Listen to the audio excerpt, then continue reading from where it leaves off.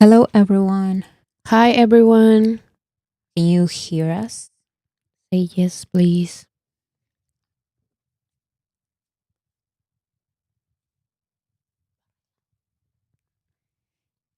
Yes, perfect. That's awesome. How is everyone doing?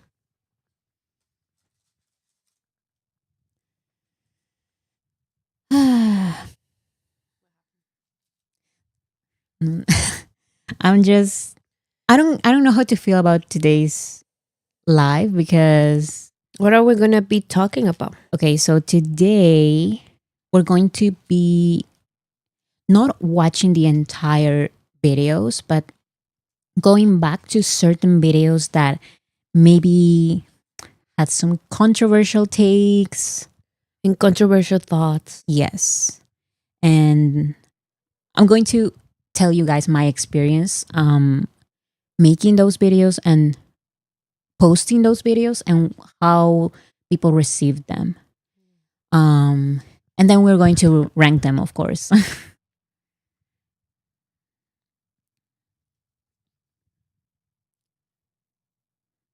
No sound?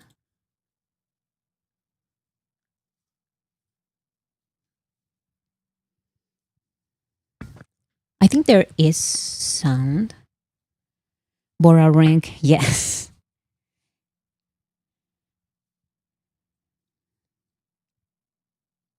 I'm trying to have a calmer voice in the videos because I realize sometimes I watch back the live streams and I sound excited and I'm like, I need to calm No, but like down. we're excited. I mean, I feel like we both talked like that.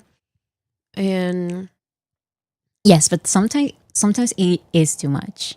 And I need to calm myself down. You yeah, you are fine, I think. You have like a good like I think it's because it's your own voice that you kind of like notice it. But like, I feel like it's everybody. It's fine. for a ranking. It's Of course, live, of not a course, we're going to script. rank. Of course, there's going to be a Of ranking. course there's gonna be a Like, ranking. if there's something in Veracity Magazine's channel, is ranking. I So, love rankings. and also like we've been discussing about our thoughts and mostly you and like what you think, how many things have changed, like your Yes. perspective. And also like Yes, when because you sometimes I made some videos that received some backlash and sometimes I'm like, but they're right.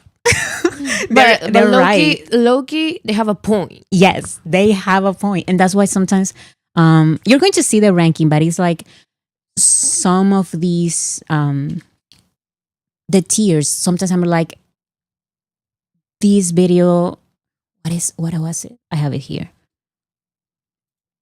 Like this needs an entire remake or this needs some corrections or I completely disagree with it now or I stand by everything. You know, those kind of Mm. tiers that And we'll someone see. said, please don't torture us like the last time.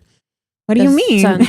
Remember all Oh, you put us through with the choosing. Remember yeah, the boats? yeah. And so when no, this is nothing like that. This is gonna be Mm, controversial. This is gonna be opinions. So be yes. ready to type because we want to Yes, read. you can like I'm criticizing my own controversial videos, so you can totally disagree with me. You can totally say that you liked it but maybe not this part or you didn't like whatever you want to Exactly. say, it's fine. Whatever Like opinion is correct. Everything is fine.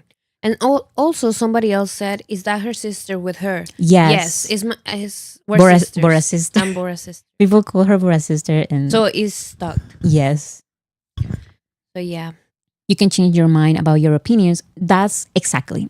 basically And what this is the point of this live stream. yes.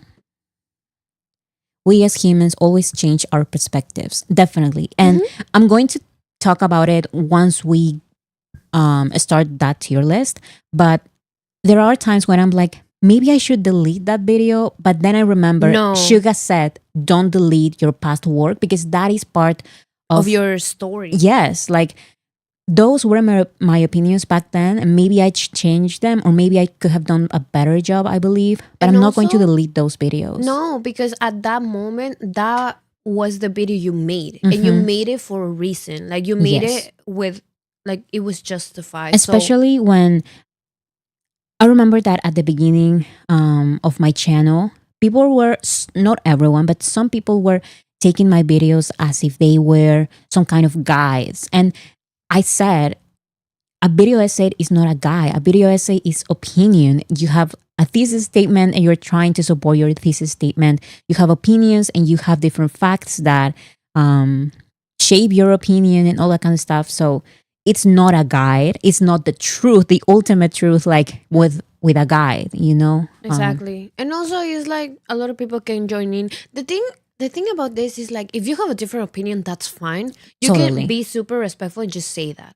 But Mhm. also like if she's saying like BTS are awesome and then in the comments you're like, actually No. BTS are awesome. Oh, Because yes. that's what they do. We're going And to it's like- talk about that and because then you're like, oof, that's what I said. Like BTS are awesome and you're agreeing with me. So I don't understand that. I hate when people do. I hate when people do that. It's when people do that. It's like you agree with me. You just want to disagree so bad that you misinterpret my point. And I hate that because it Yeah. always happens in every single video. It's like, I remember, this is not in the list because it's not controversial, but when I made recently my video, I'm going to take this screen off. Wait. Okay. When I recently made my video about an introduction, a guide to BTS for haters, skeptics, and all of that, I received a lot of positive feedback and I'm very, very happy about that. And because there was, I believe, so much like good feedback, there were comments saying, why is there so much feedback? Because this would not be the video I recommend to new reaction channels. And it's like, okay, No. that's you. Okay, but no, yeah. Like, Like that's you. No one's asking you to. No one's asking you to. Somebody said, Roxy said, people hear him, but they don't be listening. And that is the definition of this. Like sometimes they just don't want to listen because they don't want to listen. sometimes I receive comments that are like, what are you disagreeing with? You and I agree in everything. You just want to disagree with me so bad that you say that I said things that I've never said and that I never thought. Like I would never say what you're saying about me. Like it's crazy. Like it happens all the time and it's very infuriating because at least if I'm going to receive backlash on my takes or whatever, like Make it make sense. judge what I said, not what I haven't said.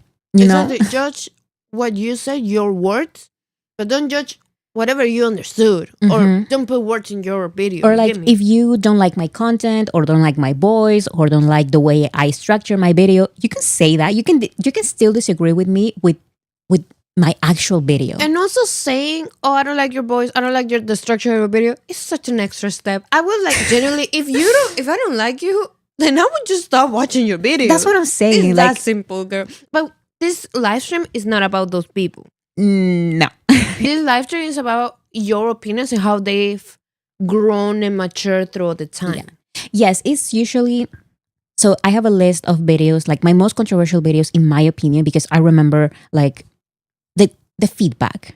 So these are a list of my most controversial videos, and we're going to revisit them, and we're going to see if I still agree with them, if I think I could have done better, or if I would just delete them, but I'm not going to because Yoongi told me not to.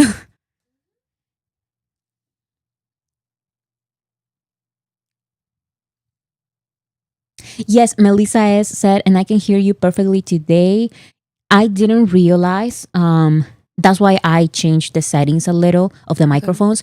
Last live stream, there was like, it was so loud, but not necessarily because of the sound. It was because of the microphones. Like, it sounded bad. It sounded bad. Oh. Like, you know, like there's Oh, like super press. Like- I totally get it. Mhm, Like the- you could hear the AC. kind of, yeah. Like the voice was so loud, even when it wasn't. Yeah, because we speak very, very quietly. Yes. Never delete what? We're going to talk about it. But before we actually start with the ranking, let's do some housekeeping. I've recently learned that phrase. Let's do some housekeeping. Is it housekeeping, guys? It's like before we actually get to the topic, we're going to like talk about like what we have to. My point is that we're going to talk about the things that happened this past week with BTS. Okay. Our goals, our streaming goals, very, very fast. We're going to talk about those. Yeah. Also, I want to let everybody know that I'm eating. Yes, it's totally fine. I don't know if you can hear it, but I don't know if Housekeeping. people can hear it, but I am eating, so I apologize. Yes, housekeeping. Let's do the housekeeping so I can finish my food. Okay, so let me open my screen. Okay, so this is just about the past week. What has happened in Bora Land, Bora City, whatever you want to call it. So this is the account, by the way, that I showed on my PowerPoint. I don't like suggesting people to go follow certain army accounts. All I'm going to say is that I really like this account. At least for now. Like, I don't know in the future, because that's what happens a lot. I say I like this account and then something happens in the future and I'm like, damn, why did I say that? But I do follow this account personally. You can do it, or if you don't want to, you don't have to. But this account updates a lot on the Billions project and daily streams and all of that. So many ideas for this year, because it's BTS's year. So it says, this tweet says, we as a fandom need to get over the they'll decrease mentality. Are we going to wait for Coldplay or Imagine Dragons' stream to decrease as well? Our goals don't end with K-pop. At this point of BTS's career, we shouldn't even be thinking about K-pop, but here we are. And this is because I've seen so much focus of Army's focus is a lot on K-pop. Like BTS and their numbers in the context of K-pop. Girl, is the audio okay? But anyways, my point is that BTS's competition, like BTS's real competition, does not end with K-pop. Like, it's not K-pop really.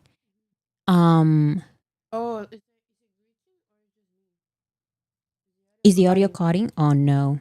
It says my internet connection is excellent. It says.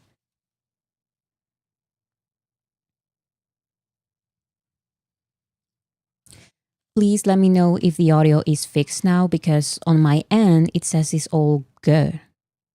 Oh, you're in and out? Maybe because what about now? You're good? Okay, I think we need to be closer to the mic. Because sometimes that happens when I record the voiceover for the videos. The audio comes in and out for some reason. Now good. Now it's better. Okay.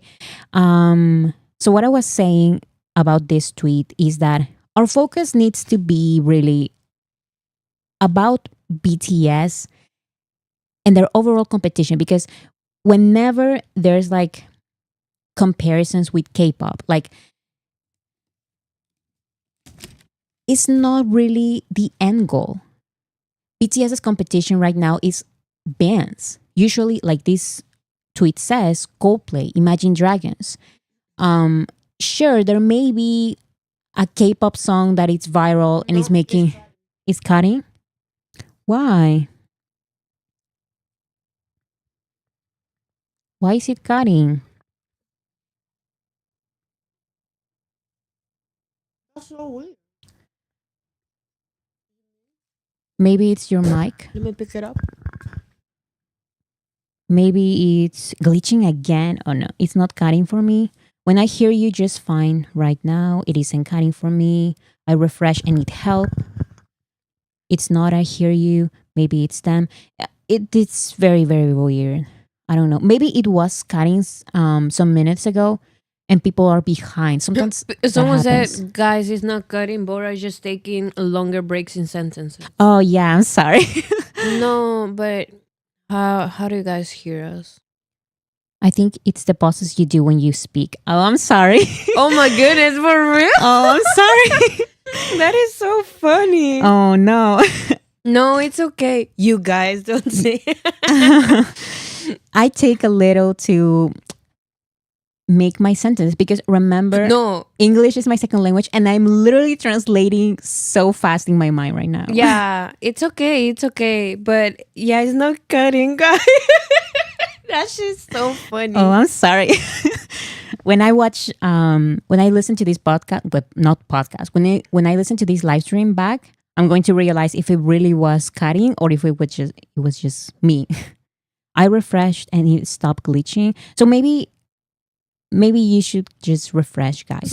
Someone commented, "You think before you think," and I just saw that they corrected it before you talk. Oh, I'm sorry. Like you think before you talk. You get I it? think Before you talk. yes. Like we have to think because English is our second language, Mhm. and it's not like we learned English when we were 3-4 years old. No, we learned English so grown. Yes, We were grown. Yes. So English is like still it doesn't feel natural to us. We still have to translate everything in our heads and still like we're so sorry. Mm. But that's gonna happen. Anyways, focus on BTS. Stop trying to think about this K-pop record has been broken or we need to get it back. Sure, we can in our way to making BTS bigger as a whole. You know what I'm trying to say? saying that care about the things the world cares about. Like, like no one cares about K-pop no more. So you give me BTS. Yes, are because two of I'm sorry, but sometimes I see like BTS just lost the record of a Korean singer who releases a song in English in Australia. Like, I don't care. Like, sure, we can take that record back, but I just want to make BTS bigger and that's it. You know, I just want to stream BTS and I want to increase their overall numbers. Sure, there are some records that we can take back, but that is not the point. Think about the bigger picture. BTS is about to be back and their competition is Coldplay and Imagine Dragons. You know, those are the two bands that we should be focusing on. someone says. Exactly. Like who cares about K-pop anymore? They are on Bad Bunny, Taylor Swift level. Like Literally. Drake, like those are the names Yes. next to BTS I saw all the time. I saw another tweet. I think it's not here, but remember when BTS was an active group, they would always be in the top 10 Spotify global next to not even Coldplay, not even Imagine Dragons. BTS would be the only group to be next to Bad Bunny, Taylor Swift, Drake. Those are their competition. Those are the names. BTS is supposed to be in the top 10 globally. We're not talking about groups. We're not talking about K-pop. We're talking about globally, like artists in general. That is our competition. So focus again on that. I'm just so tired of these like, little... and also like these little awards that they're the first boy group that farts in a concert, and it's like, what is this gonna do with my life? Like it's so specific. It's so specific, and it's like it makes no sense. Like okay, like the third album for the third day. I've seen like I don't care. What are we talking about? Like, Yeah. What if BTS doesn't have the most streamed song in the third day of whatever? Like I don't care. Or like this just group want to just increase got the best, like the song most streamed on this random day. And BTS used to have it, but now it's this group, and it's like, what am I supposed to do with that information? Like I don't get it. like I'm all for goals, and I'm all But for goals don't matter. What is Yes. the biggest record BTS has? They're the best group in the entire world. They'll say, I think we already won. We already won. So, yeah, but of course. no, like we should care about those titles. Yes, my point is that this is our competition, like Coldplay and Imagine Dragons. That is for real BTS competition. Whenever we bring back BTS to this small world of K-pop and try to compare their numbers because of technicalities, let's remember BTS is not here, and we are doing all of this with BTS not being an active group yet. Like we are preparing, yes, to Honestly, I do get it. Because Mhm. what needs to happen is that BTS needs to be back.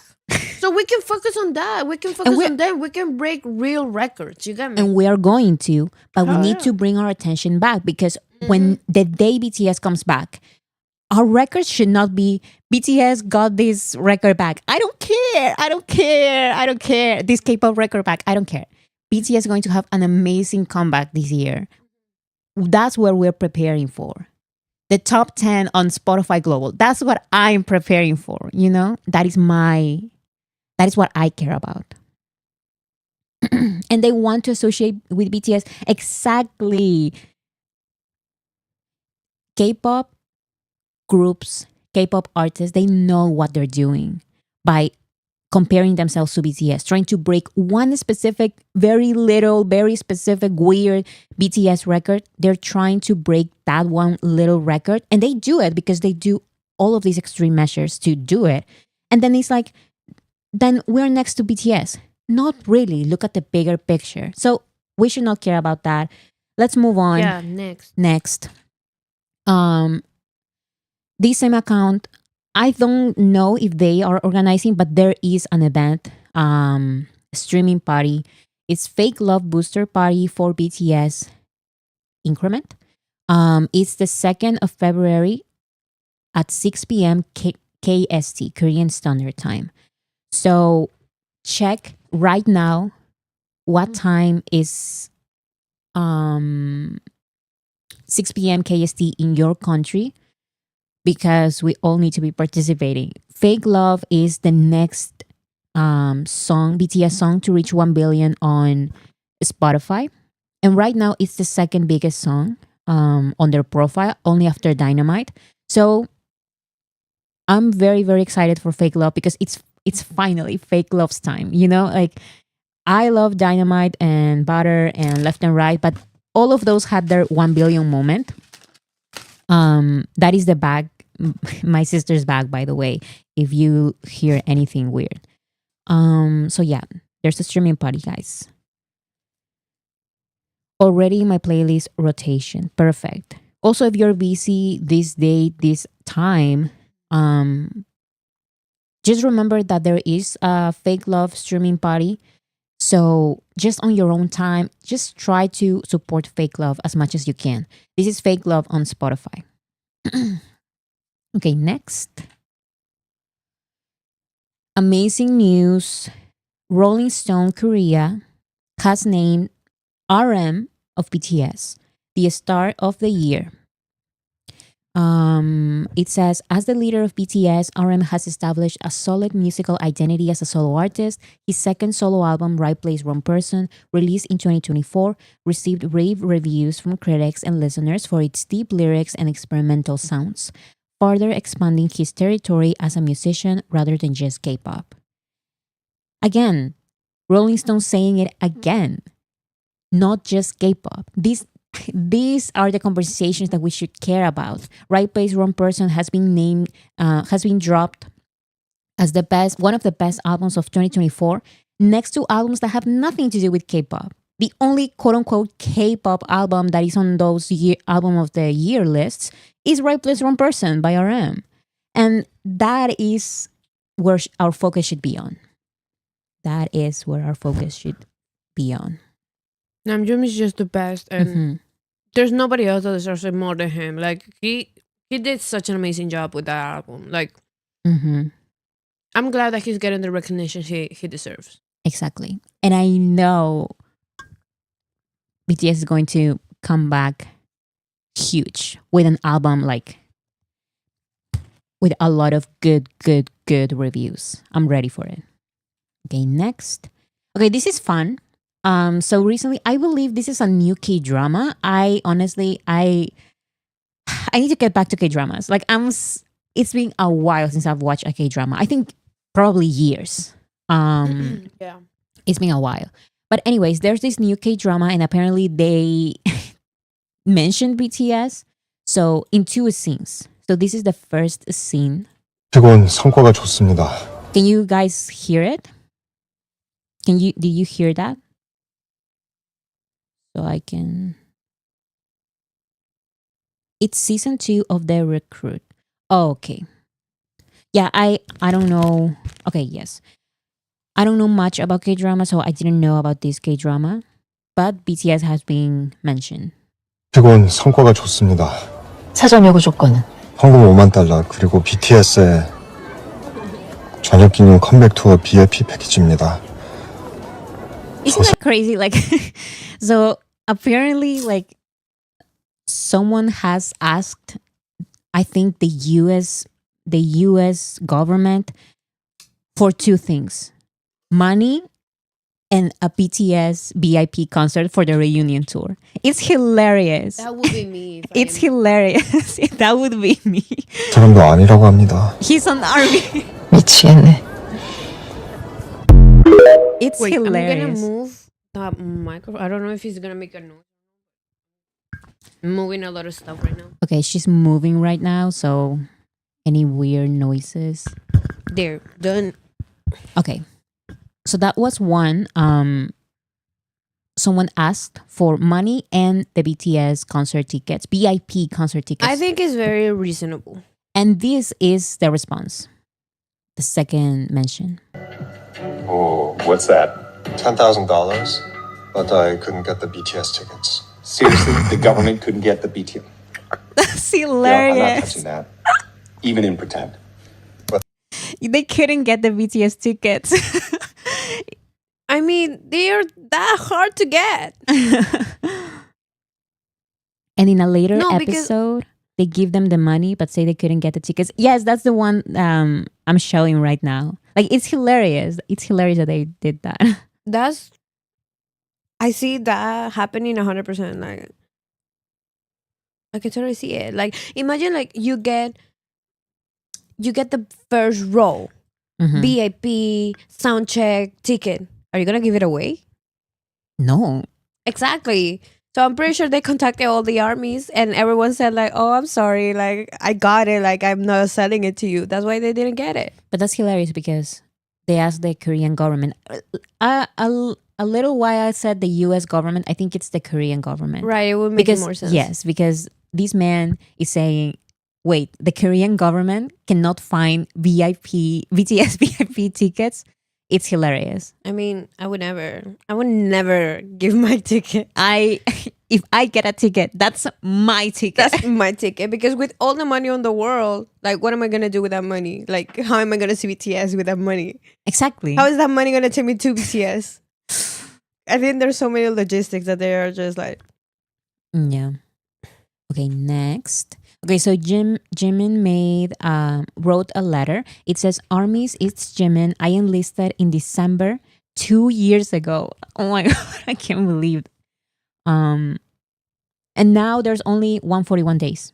Can you believe that? Someone said like a lot of people are saying that it's not a K-drama, it's an American Netflix show. Oh, really? Thank you for letting us know. We had no clue. I think that's even crazier. Because BTS is so global now. Okay, let's go on. Okay, so Jimin's letter says, "Armies, it's Jimin. I enlisted in December 2 years ago, and now the year has already changed twice. I have now been in the military for around a year and 2 months now. And yes, I really think that time does pass differently here. It's not all easy, but there are still things that I'm feeling and learning.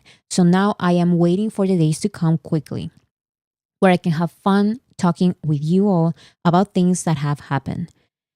My daily life has not changed all too much. Since it's the military, after training, going through my daily routine and exercising, the day has already passed and the time to sleep comes. I've been living that kind of same daily life.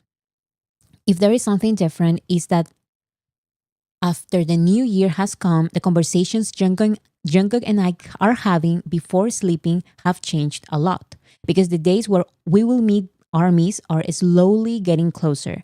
We're thinking of the time where we will meet again." Oh no. They're talking about the reunion. No. They're talking about the reunion, guys. That's so. We are talking about the reunion, but we are the fans. Now BTS is talking about the reunion. And they cannot wait either. Like, Because here it says, since the year has changed, since now it's 2025, all they've been talking about is the reunion. I'm so excited. Yeah, they must be so 141. happy and so excited that it's little by little like getting closer. My Shayla. My Shayla. My Shayla. I need to continue reading, but I got emotional. We're thinking of the time where we will meet again and talking a lot about what we need to prepare before we meet and what kind of sides of us we will show and what kind of lives we will lead from now on and more. To be honest, there is also some emotion of fear as well. It hasn't been a short time that has passed where we all haven't performed together, and it has been a while since pouring all our time into just performances and music. So I am a bit scared, but wanting to bring you all who have waited until now with the best performance has not changed. Westy. I know I'm so sorry. the dog. The dog Bora wants to. dog. The Bora One dog. second. Bora dog is getting crazy. I think he just heard me reading Jimmy's letter. I'm just so excited, guys, because they are thinking about it and they are thinking about what they're going to do, how are they going to return, what is going to be their new image, like all of this. Of course I knew, I trusted them that they were they've said multiple times that they are excited about the reunion and how it's going to change, like how the new face that they want to show to the world and all of that. It's just that seeing this again and again from them and now reading these letters and stuff, it's just very, very cool. BTS loves BTS more than we do, I think. Yeah. They care so much about BTS and I love that because I'm sorry, no other group is like this. They maybe sometimes they may like their groups. They may like being in their groups, but this honesty, like, And this way of love, mhm. it's something that I haven't seen in any other groups. So I'm just excited that they are excited and that Yeah. they've been talking about it. yeah, it's great. It feels like a forbidden love because they want to be with us, we want to be with them, but something else, something external doesn't let us be together. So that's how I feel. I'm just excited because 141 days, it's nothing. It's nothing. Like, it's almost here, guys. And that's why I'm saying we need to bring our attention back to BTS. Stop thinking about the K-pop strategies of trying to insert random K-pop acts that I simply don't care about, you know? Yes. Stop bringing them here. Like, read this letter, you know? Read this letter. They are excited for their comeback. So be excited for their comeback as well. We don't care about anyone else and their weird tactics of trying to associate themselves with BTS. I don't care. They're and weird. And it's not going to work on me. It's just not going to. So, okay. What does it say? I really will work hard to prepare. I'll do my best and return with a really good side of myself. Our armies, who I long for and I'm only grateful for, please be healthy until the day we meet. And I hope that you will spend days where you will only feel happy. Receive a lot of New Year's blessings, Army. I love you, really. No, but like for real. That was so sweet. That was so sweet. And this letter is because of the New Year. I think it's the Chinese New Year. And I just love that because it's like it's their New Year's letter for us. Mm-hmm. And this literally just trajo luz a mi semana. ¿Cómo dirías eso? That brighten up your week. That brightened up my week, for real. That's great. And since then, I've been like refocusing because So happy and motivating. yes, refocusing on Proof and of course the Billions Project. Like, I just want to listen to BTS more because I'm so excited. We only have 141 days. We're almost there. We're almost there. We're almost there. When it's 100 days, let's do a party or something. Or something like crazy. Yeah.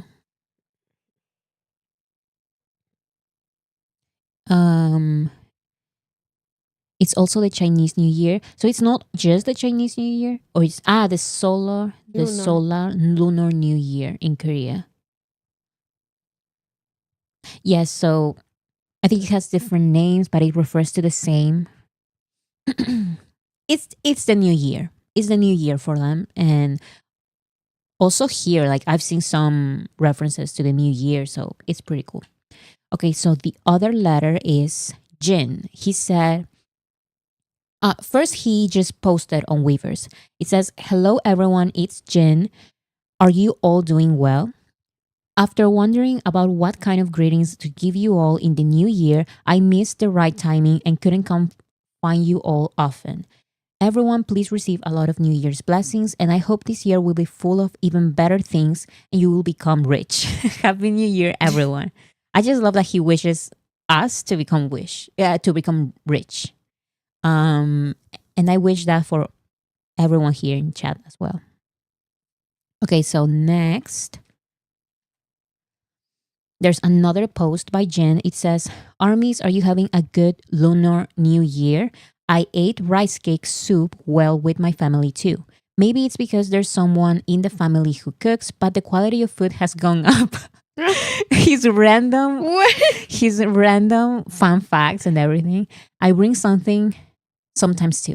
I have 2 nephews/nieces, so I gave them pocket money." Referring specifically, the translator here is saying, referring specifically to money given by an elder after receiving a bow from someone younger on lunar year. And then Jin continues, "I thought I would only receive it for my whole life. I want to upload a Selka too, but lately I haven't had any schedules where I do my makeup, and I'm too shy to show my bare face, so I can't upload anything." That is such a lie.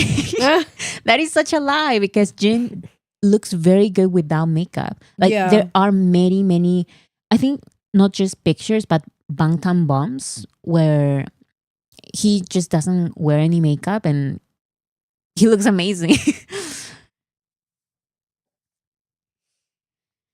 Okay. He's just a silly goat. You get me? That's why he's saying that.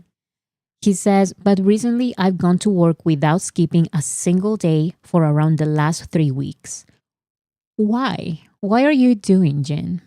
What is he doing going to work for the last 3 weeks? What is he doing? I guess we'll find out. "I'm working hard, so our armies, please wait a little longer while watching Ranjing." Hard. That is so cute. He works so hard. He literally does, because we see nothing, because right now it's J-Hope's turn, like J-Hope's promotions and all of that. So I would have thought that Jin would just be like on vacation or something. But no, he's working. What is he working on? I have no idea. But Jimin did say that he started talking with Jungkook about the reunion and their plans and all of that. So what are they doing? I have no idea. I just know that they are excited, and I'm super excited as well. So that's fun. And next, new album or song. I'm saying, like, You think so? I think so. Okay. I found this tweet very funny because it says, Jin said, "Great job getting through 2024, Army." And armies are like, "We literally just did."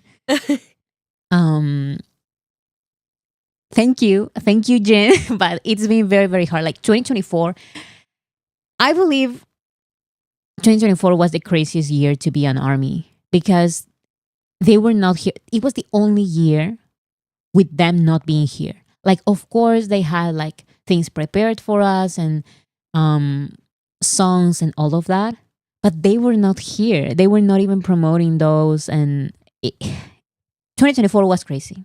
Yes, 2024 was rough.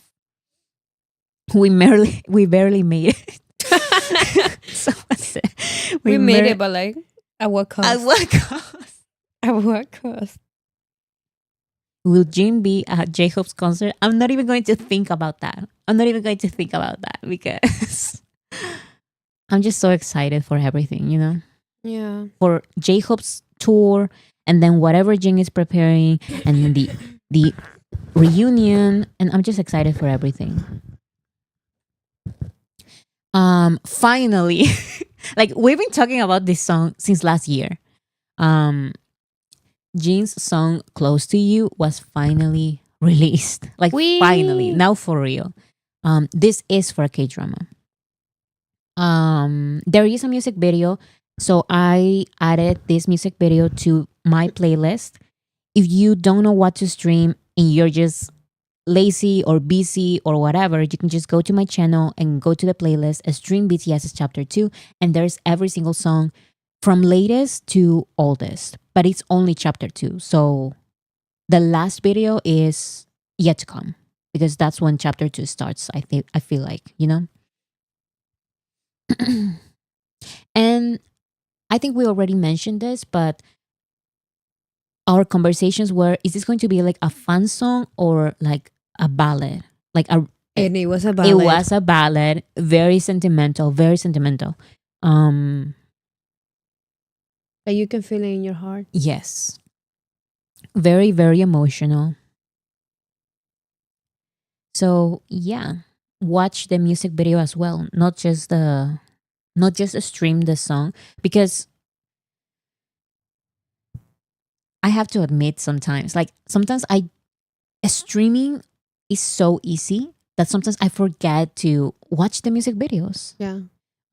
Because I do things, so I just turn on the TV with I put on my Spotify, and I have music there, and the playlists are just going and going and going, and I forget that I can do the same because I'm streaming on a TV, and I'm not streaming on YouTube. Like, that's crazy. Shame on me. Mm-hmm. I can just turn on a YouTube playlist. I can turn on my own YouTube playlist, Yeah. Yeah. Like everybody should do too. Yes. Okay, next. So finally, J-Hope's performance officially was dropped at the charity event. Might drop more and on the street. So go watch that. It is the most watched performance of the night of the entire concert. Of course. But of course, I never doubted him, and just watch it again. Like, what do you want me to say? Just watch it Did again. you watch it? Then go watch it again. Exactly. I'm watching it every single day. Okay, next. Let's talk about more things about this performance that we haven't talked about last time, because last time we didn't have like any official content and new things have come up. So this is an artist that honestly I don't know, but I think he's famous. I'm not even going to try to pronounce it. It's in French, I believe. So this artist saying he's excited to see J-Hope. So Bien ce soir, un vrai melting pot du monde entier. Est-ce qu'il y a un artiste en particulier que vous aviez envie de voir? J-Hope, je voulais voir J-Hope et John Legend. exactly. Parce que Like that's all I could understand. J-Hope and if he was mentioned, then period. that's a period. Like, who Yeah. is he excited for? J-Hope. Period. Like Of course, like Of course. J-Hope in every language is J-Hope, so that's it. Pronounced like James. Okay. So I found this clip a lot on Twitter, so I just decided to share it. Okay, so next. Oh, this one is in Spanish, but it says something about the orchestra. The orchestra was surprised. The orchestra was surprised by ARMY. Look at this. Hello. It's their faces.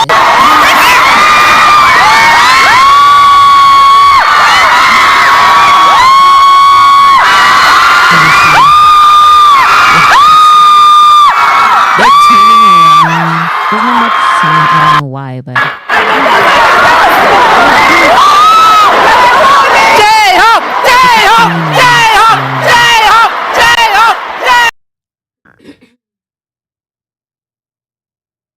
So loud? Oh, then it's my. Oh my goodness! Everyone, their ears are dying Oh, I'm sorry, guys. because we don't hear. We don't hear it. Why don't we hear? Maybe it's so loud that the speakers didn't. Catch it? No, but like That's I don't think crazy. so. I was wearing here. I'm sorry, guys. I didn't even realize. You guys, I'm sorry. Just the audio and Let me see if I the turn chat it are down. not getting along today. Oh my god! Now there's sound, guys. It was so loud that our speakers were like, "We're not making that sound," so we didn't listen to anything. We didn't hear anything. That's why we couldn't hear I it. just turned down the volume and our speakers worked because now it's like an okay. Listen. Oh my God. Now it's louder for you, but now we can actually hear it. It's crazy. Like armies are crazy. You destroy my speaker. Like Armies destroy your speaker. armies literally destroy my speaker because the speaker said we're not making any of these crazy sounds. I literally turned down the crazy. volume and the speakers started working. Anyways, armies are What is crazy. happening? Armies are crazy and the orchestra was like super surprised. Okay, next. Hybe was presented as the king of K-pop. So this video says others are What he is. exactly. The translation for the video that I'm about to play says other surprise like the comeback of the king of K-pop J-Hope of the group BTS. Wait, now I'm scared with the sound. Okay. D'autres surprises comme le retour sur scène du roi de la K-pop, J-Hope, du groupe BTS. Exactly. D'autres surprises comme le retour sur scène du roi de la K-pop, J-Hope, du groupe BTS. Hey, they who do BTS. I don't know what he said, but I know what he said. And without mentioning anything else, I'm just going to say that the event saw who the real main artist was. Mhm. It don't matter who organized it or Mhm, what was whatever. So they acted accordingly after they saw all the audience. That's all. And this one says, J-Hope male armies don't come to play. I love this so much. He and his besties understood the assignment. I found this video very funny. It's a male army singing to mic drop, doing the pension and everything.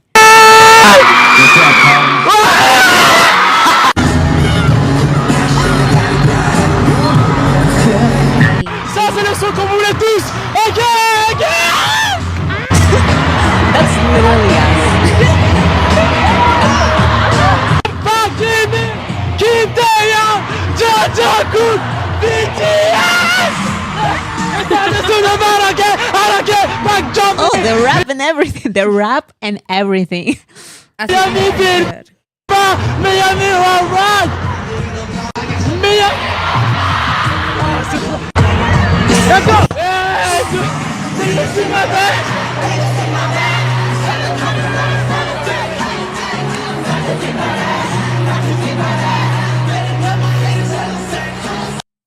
I love that he dances and everything. Like he knows the fan chant, the raps, the choreography, everything. And you know what? That's me. Because when I listen to BTS, I don't just sing the fan chant. I sing everything. Like I sing everything. And while also doing the choreography. The last time I did that, today, because J-Hope, no, for real, because J-Hope, on Bangtan TV, they posted the practice video for this performance by Yeah, J-Hope. and it's actually at some point dangerous because I've been doing that. No, hear me out. I've been doing that while I drive. And I'm like, I just stop touching the wheel. I had to because of the step, or like your foot is like a little kick, and I'd be like to the gas. I've been pressing to the gas.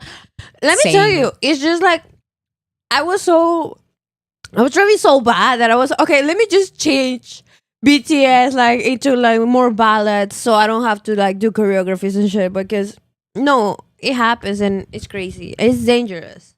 It's dangerous. You No, know? but it is. It's BTS's fault. Yeah, but because what do you want me to do? Not to do the part when I know that part goes there. Like I need to dance it. No, I'm being so that people are laughing, but like, but like generally, I caught myself. I was like, no, like I'm driving too bad. Like I need to stop this behavior right now.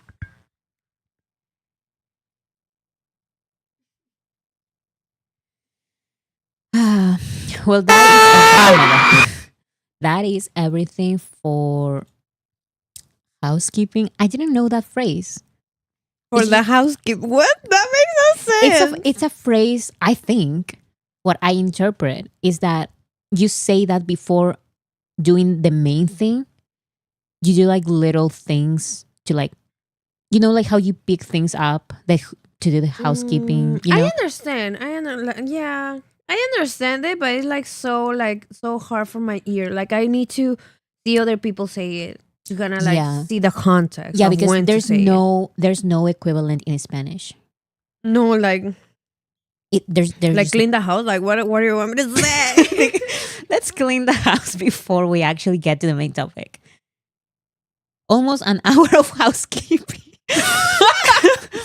Well, this wasn't housekeeping. We were building the house.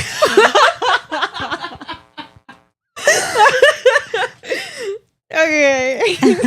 Let's just go into it. Okay, now let's do the actual thing. Okay, so before we go to that, I selected my 12 craziest videos, and this is in terms of how I remember the first 24 hours. Getting all crazy. Like I remember every single one of these videos. Like sometimes well-deserved criticism. Sometimes I'm just like I don't see what everyone is saying, And we're going to we're not going to exactly like watch the entire video because that would be like I'm not doing that. I'm not doing that. That would Because you be talking. Yes, that would be like an entire day of just reacting and reacting and reacting. We're going to go to these videos and we're going to go to these videos and just watch the most key parts, like the ones that are like, those crazy parts where it says most watched. So just those parts. And talk about why they were controversial, how I received it. Because I remember every single one of those videos. I remember what I was doing. Sometimes it was crazy. Like I was at a class and my phone would be like crazy saying delete this video. Like it's crazy. Oh, I remember you Yes. called me when you were like in... When I first started the channel, I got so scared. Now I literally don't care. I remember you called me and I was like, remember what I told you? I told you, you have to let it pass. Like this is going to keep happening. Which is crazy because some of those very controversial videos for the first 24 hours or 48 hours or whatever, they literally have almost no views. Like they are so low in the view count. Like, anyways, we're going to talk about I have those. so much resentment for those people that literally scare you off so much at the beginning. It's like they can all go to Yale. I really hope they trip and fall so they can ruin that's gonna ruin their day. Because sometimes You get me? That's what I want for We're them. going to talk about it, but sometimes it's really not that serious. Sometimes it's really not that serious. And like people are psychopaths on the internet. People are psychopaths. Like they're like, yes, you should die because you said this about Jane. Excuse me, like you need to sit down. You need to sit down. You're doing too much. So yeah. So, So yeah. this is the list. Right here up top, it says, I stand by everything I've said. Because there are some videos where I'm sorry, I still stand by everything I've said. I haven't changed my mind and I wouldn't change anything on the video. I think I did a good job. Like, yeah. I'm okay with it. And I disagree with the backlash sometimes. The next one says, needs some corrections. Sometimes I do get my facts, my numbers wrong or stuff like that. Like there can be some corrections and I would change those parts of the video, certain parts of the video or whatever. But it's still like, it's okay, Next, it says, needs a remake. This is usually when there's just, I should have used other sentences, other kind of like word structure. I should have made myself clearer. So I would probably remake those videos. And the last one says just delete the video. It's usually just like, It's a saying you're not actually going to delete the videos that are I'm going to not go going there. Yes, it's just like, I don't know if I would make a video like this today, like on my channel. I don't know. I don't. But like I've said in the beginning, if you weren't here, I'm not going to delete my videos because Yoongi said that is part of your work. He said that he sometimes thinks of trying to remaking like old songs and stuff like that, like re-recording them. But sometimes you make certain songs, you make certain videos. In my case, when you are in a certain period of time and you think differently, like we change our minds, and that is part of my past. I'm not going to Part delete. of your journey. Yes, part of my journey. Yes. Yeah. So we can do like not in order, but I don't know. Should we do it like in order? I don't know. This just sure. I mean, do whatever. It's Do gonna be fun. whatever. Yeah. Okay. So the first video is Jin's video. Oh my What- goodness, this I one's from- recognize all of these. These Okay, so I'm going to look for it. It's Jin. Okay. The video is called Jin, a silver voice that deserves more. So this video actually was so controversial because of the title. This video is technically like in all the content, it's Uh-huh. not controversial at all. all the It's- content, like all. You mean everything you said on the video? Yes. So this video is mainly about Jin was about to go to the military. So I decided to make like a, I don't know if like a tribute video, but some kind of like exploring his past music and all of that. Up until now, he didn't have like a solo album. So I review or did like a little like introduction to each one of his songs, solo songs and all of that, including The Astronaut, which he just released. And the video that the title that I used back then was Jin, a silver voice, an underrated silver voice or something like that. And people were like so mad that I used the word underrated. Yeah. So mad. And I decided, because I was just starting the channel, so I didn't know what to do, how to respond. So I decided to change the title. So I changed the title to A Silver Voice That Deserves More, and still people will be like, it's the same. You're saying the same thing, and that is their main point was that Jin's voice is not underrated. He actually is so celebrated and so all of this and that. And it's like, yeah, that's what I said in the video. Mhm. It's just that I don't know why it's such a bad word. Guys, BTS is underrated. Yeah. They are celebrated, yes, but not as the artists they are. Like BTS does so much, and Jin has such an amazing voice. And yes, he is celebrated by us and the Grammy, what is it? The Grammy Academy or whatever named him a silver voice. But it's still underrated. Yeah. Yes. Morphing of hope. It just means not enough people appreciate it. Exactly. That's what I meant. And I think I kind of stand by what I said. So so you can have an idea of how non-controversial the video is. The video is just about praises for Jin. There's nothing wrong with this. In my opinion, there's nothing wrong with this video. It's just about praises for Jin, his amazing voice in all of his solo songs up until this point. With no solo album, he has all of these amazing songs that showcase such an amazing vocal ability. And I explained that in this part of the video. It's a chapter called Jin's musical style. Mm-hmm. And I explained the beautiful things of each BTS member each one of the vocalists. And I explained how Jin's special factor is included in all of these songs. So this is the most replayed part of the video. So you guys can see that it's not controversial at all. Stones named it the 7th best song of 2020 and the 5th best boy band song of all the time. This song is one of many BTS's tributes to ARMY. It's Jin's promise to stay by ARMY's side and to be ARMY's helpful guy.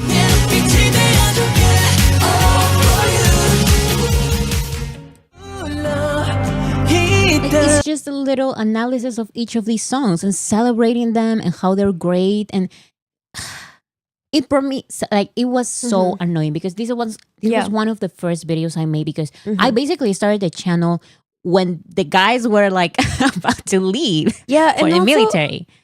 I'm sorry that I cut you off, but like, also I remember that you made this video and it really hurt you the way people took it, like the way some people took it, because you know when you make a controversial video and you're ready for it, but you know also when you make a video just for armies, so you are kind of like, you kind of know what the response is gonna be. But with this, you were expecting a really positive response because it was a complimenting Jin so much. This was an emotional time. Like, Jin was about to leave for the military, and we just got my universe. I'm sorry, the astronaut. We just got the astronaut, and it was like an emotional moment. And I just wanted to celebrate Jin for everything he's done. And I get all of this backlash because of using the word underrated, which I still think that it's not a bad word. I think calling somebody underrated is a compliment. Yes. It's a compliment. I would be like, if you would say overrated, I would be like, excuse me? No. Yes. Exactly. You get me? I think that people are just like, I don't know if they misunderstood the two, they confused the two words. I think they didn't. I remember that. The comments. I remember the comments that I felt like people want to, how do I say this? People don't like when BTS is not like always seen at the top. So BTS is always celebrated and is always number one. And if you say they are underrated, that's a lie because they are so celebrated. Yeah, it's like saying like armies don't appreciate BTS enough. You get me? No. I mean, what I think it could happen is that some people were like, what you mean underrated? We do so much to celebrate him, to tell him that he's the best or whatever. And like, you're saying that that's not enough, but like, that's not the point. You get me? That's not the point of the video. The point of the video is that it's underrated because you show the ways that he deserves even more. And you saying that somebody deserves more is a compliment. It's something good. It's something positive. So yeah. Yes. So back then, I had to like write a comment says, guys, I used underrated because even though his voice is critically acclaimed, like I mentioned multiple times in the video, he is still underrated just like BTS is underrated. They are recognized to some extent, but for their level of talent and art, Jin and BTS deserve way more recognition than what they have now. It's not an insult, it's a wake-up call for music fans and the general public to give them more recognition. Like, I don't think people mistook the word underrated for overrated. I don't think it's that. I think it's this idea that BTS should always be BTS is number one and everyone believes that. Like I've said in this comment, it's a wake-up call for music fans because they don't even mention Jin all the time in the conversations about the best vocalist like from Korea or like different conversations about that. Yeah. So that was my point of the video. Like, the amazing vocal abilities that Jin has. Hear His this music comment. style. Yeah, hear this comment and tell me if you agree. Bora calling someone underrated for me means that they have so much value and amazing talent, but still deserve even more recognition, like even outside of army. Yes. That was my point, basically. And I would say that, and people would answer, but the Grammy Museum said this, and he received this award about him, and it's like, sure, but that is not enough, in my opinion. That is not enough. I still think he and BTS is underrated. They can do so much more. They can be so much more celebrated. So I think I stand by everything I've said. I'm going to put it Someone here. said, I think by using underrated, you are probably implying that another member is overrated. No, because I've never. no, because first of all, the whole video is only about Jin. Yes. It's not Jin comparison. It's not a comparison of Jin and other person. Like, I'm not saying that this person that commented this is what they think, but that was not what happened with the backlash back then. They were saying that, like, what you just playing basically, but like, I don't think it's that. I don't think that's how they took it. They just took it to like the war was like an offense. You get me? Yes. I remember that it's very, very, like, it was very annoying because I remember that there was this Jin focused account. It was by an army, supposedly. Like, it was an army Jin focused account on Twitter, and they would like support my videos and all of that. And when I made this video, they DM me on Twitter saying, I've supported you forever. Why did you make this video? Why did you use this title? How can you call Jin underrated? And it's like, I don't even remember what I responded, but it was so unnecessarily controversial in my opinion. BTS is underrated, and yes, they are huge. They are one of the biggest artists on the planet. Yes, they're still not treated as the artists we know they are, in my opinion.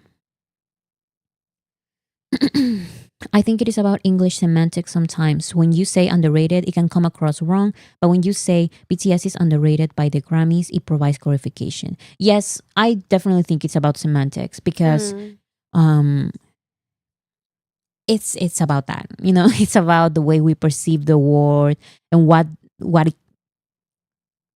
can entail and all of this. Like, it's a weird thing. Okay. Anyways, that is one. Next video, the Hybe family. So this video is called Is the Hybe Family a Thing?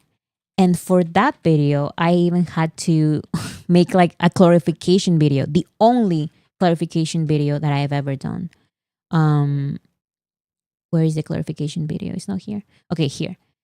See, this is the video. It's called Is the Hybe Family a Thing? And then it got so much backlash that I decided to make a response. This is one. This is the response. It says comments about my latest video and the purpose of this channel. And let's do the most replayed part. Is a town. JYP is a nation. This family idea is promoted by collaborations of activities between groups under the same label. Like I said, nowadays it's less common to be a self-proclaimed company stand, but the instant success and support of groups that just debut are clear signs that company stands still exist. But instead of saying, I am a fan of this label, K-pop fans say phrases like, I like SM's sound. And let's do this part because this was, I think, one of the big controversies. So why would they give the label more credit than the artists themselves? Why do you want SM Entertainment when the management the video Okay, sorry guys. wants to go in a different direction? As a last-minute addition to this video, it Let's is do the labeled. conclusion.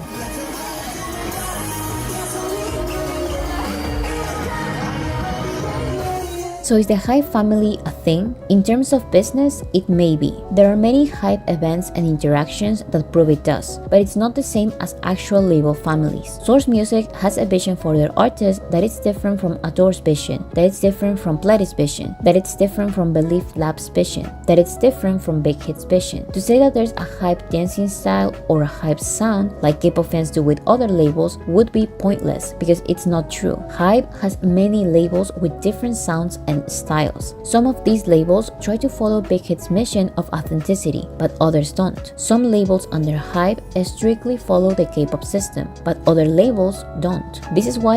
Okay, so the main backlash from this video, I don't think I have a response here. But anyways, the video that I made responding to this video and clarifying some points is I basically, in this entire video, I have like different sections. The Big Hit family and Big Hit is not Hybe. But anyways, I mentioned like how different Hybe groups follow some of BTS's principles, maybe like Big Hit's principles. Like Big Hit is all about, not Hybe, Big Hit. Big Hit it's all about songwriting sometimes, you know, like making your own work and not having noise music is very important for them. And by Big Hit, we know it's only BTS, Lee Hyun, and TXT. Only those three acts. Yeah. And basically, I compare I don't know if the thesis statement by Big Hit with the way the other labels in Hybe act. You know? Mm-hmm. Some of them are similar. Some of them are... It's just comparing, you know? And when I do that, I'm basically comparing the new Hybe groups. Because Hybe has bought some labels and has created some new labels. So how can I say that a group that was formed before Hybe even existed has followed BTS's footsteps or Big Hit's footsteps when Hybe didn't even exist?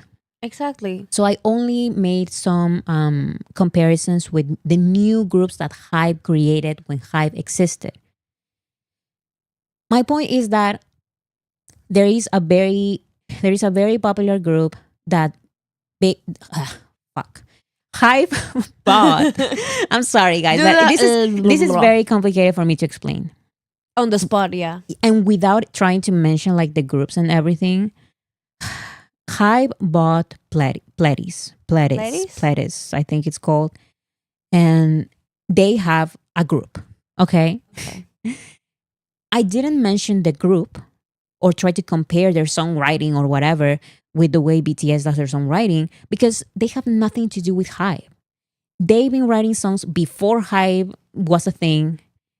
Their songwriting, producing, whatever, that has nothing to do with Hybe or anything. But the songwriting, the producing and everything from the new Hybe groups have something to do with Hybe. They are from Hybe.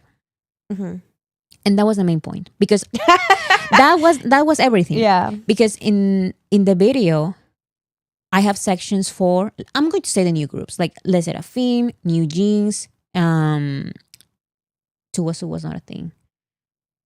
Les Seraphim,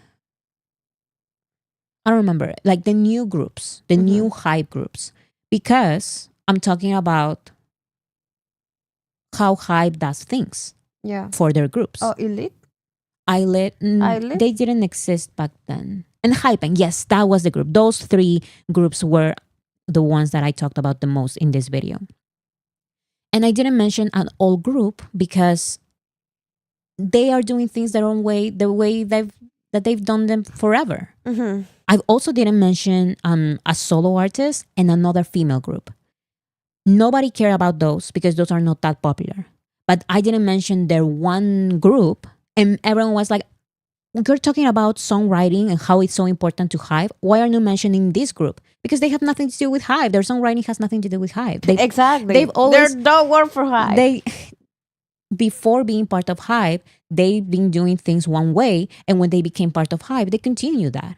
Exactly. How am I going to talk about their songwriting when Hybe did not influence their songwriting? I also mentioned in the clarification video, back then, Source had Gfriend, yeah. Yeah, different. I'm sorry, like the names. Anyways, I get confused and anyways, Gfriend did not write their songs. They became part of Hybe, and they went to the press and said, "Thank you, Hybe, for letting us write our songs." That is Hybe influence. Yeah. But when you were always writing your songs, then Hybe does not influence you. Doesn't change you. Like, Exactly. they So didn't change. how am I supposed to mention the change when there was no change? Exactly. That was something they've always been doing. Yes. So that was all the backlash and the controversy because I didn't mention their group, and it's like, first of all, this channel is not about that. This channel is not about K-pop. It's not about your group. And I don't know if you've realized, but this title does not mention BTS, and that was a mistake because from then on, I've always put BTS related. BTS. Yes, even if I didn't come up with a good title with the words BTS, then I put like /BTS video essay /BTS opinion or BTS and whatever. Yep. Because now I'm trying to make sure that everyone knows that this is a BTS channel and the focus will always be on BTS, not your group. You know? Not K-pop. But anyways, this was so stressing for me back then because this was the only time that I had to do like a clarifying video. And some people told me to not make a clarifying video because then when it the would celestial make, like, mass emerged, we squabbled over it. Since I started, people told me to not make a video clarifying anything because then I would have to make videos clarifying every single thing.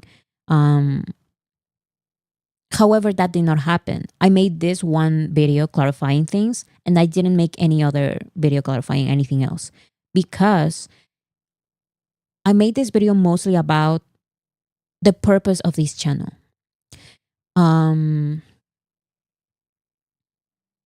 Where is it? Here I explain really like mentioning the groups and everything. So if you're interested in that, you can go watch it. But I'm not going to mention them now.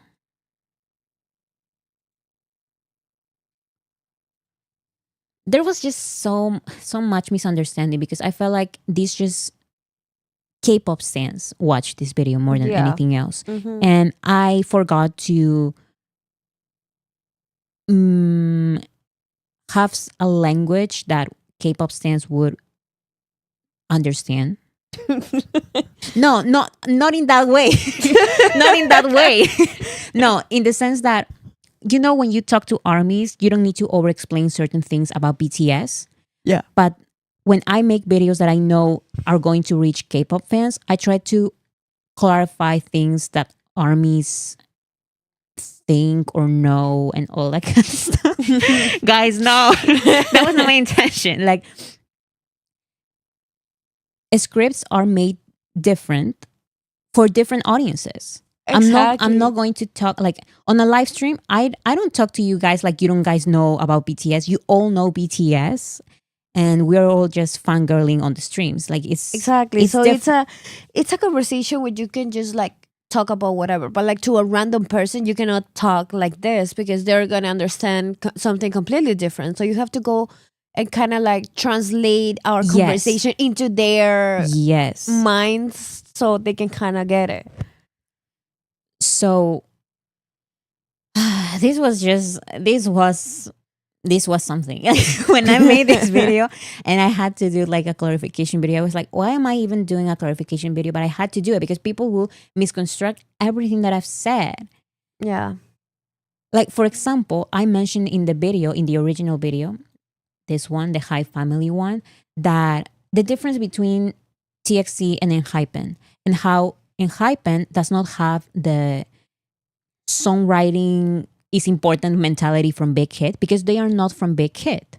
So they don't write most of their songs. And I said that TXT does. And they actually do more than, I think I compared their first 2 years. Big mistake.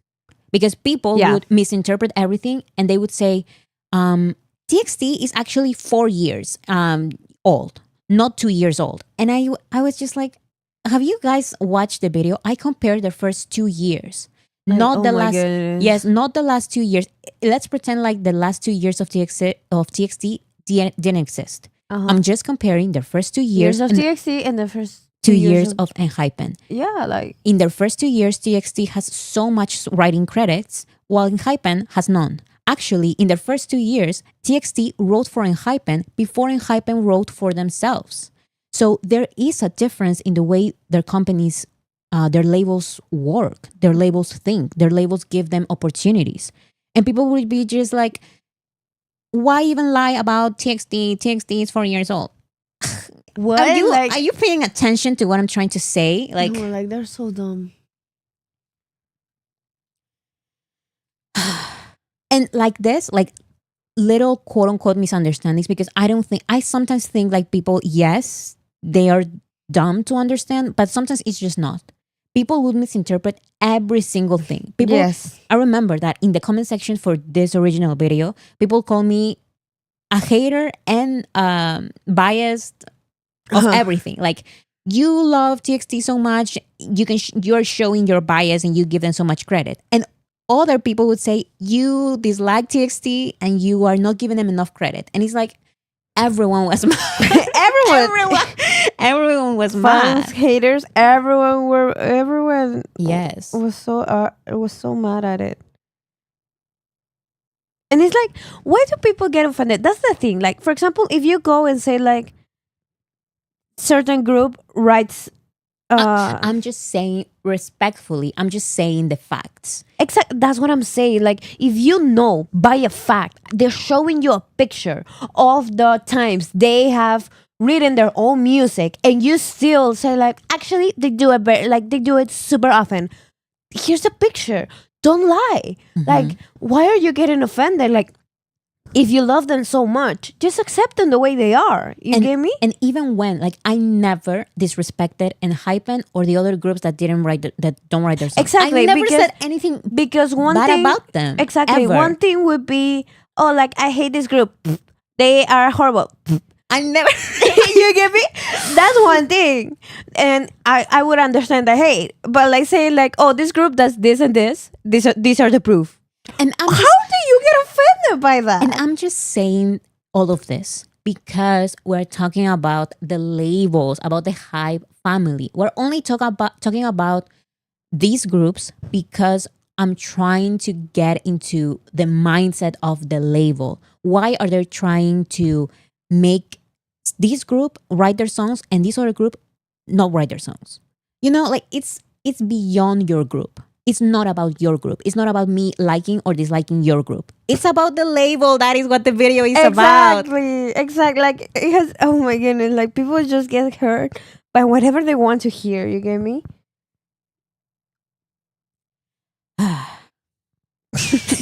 For a sister beat. Someone said the sound effects are crazy. I was like sticking my tongue out. Like, actually, you're ugly.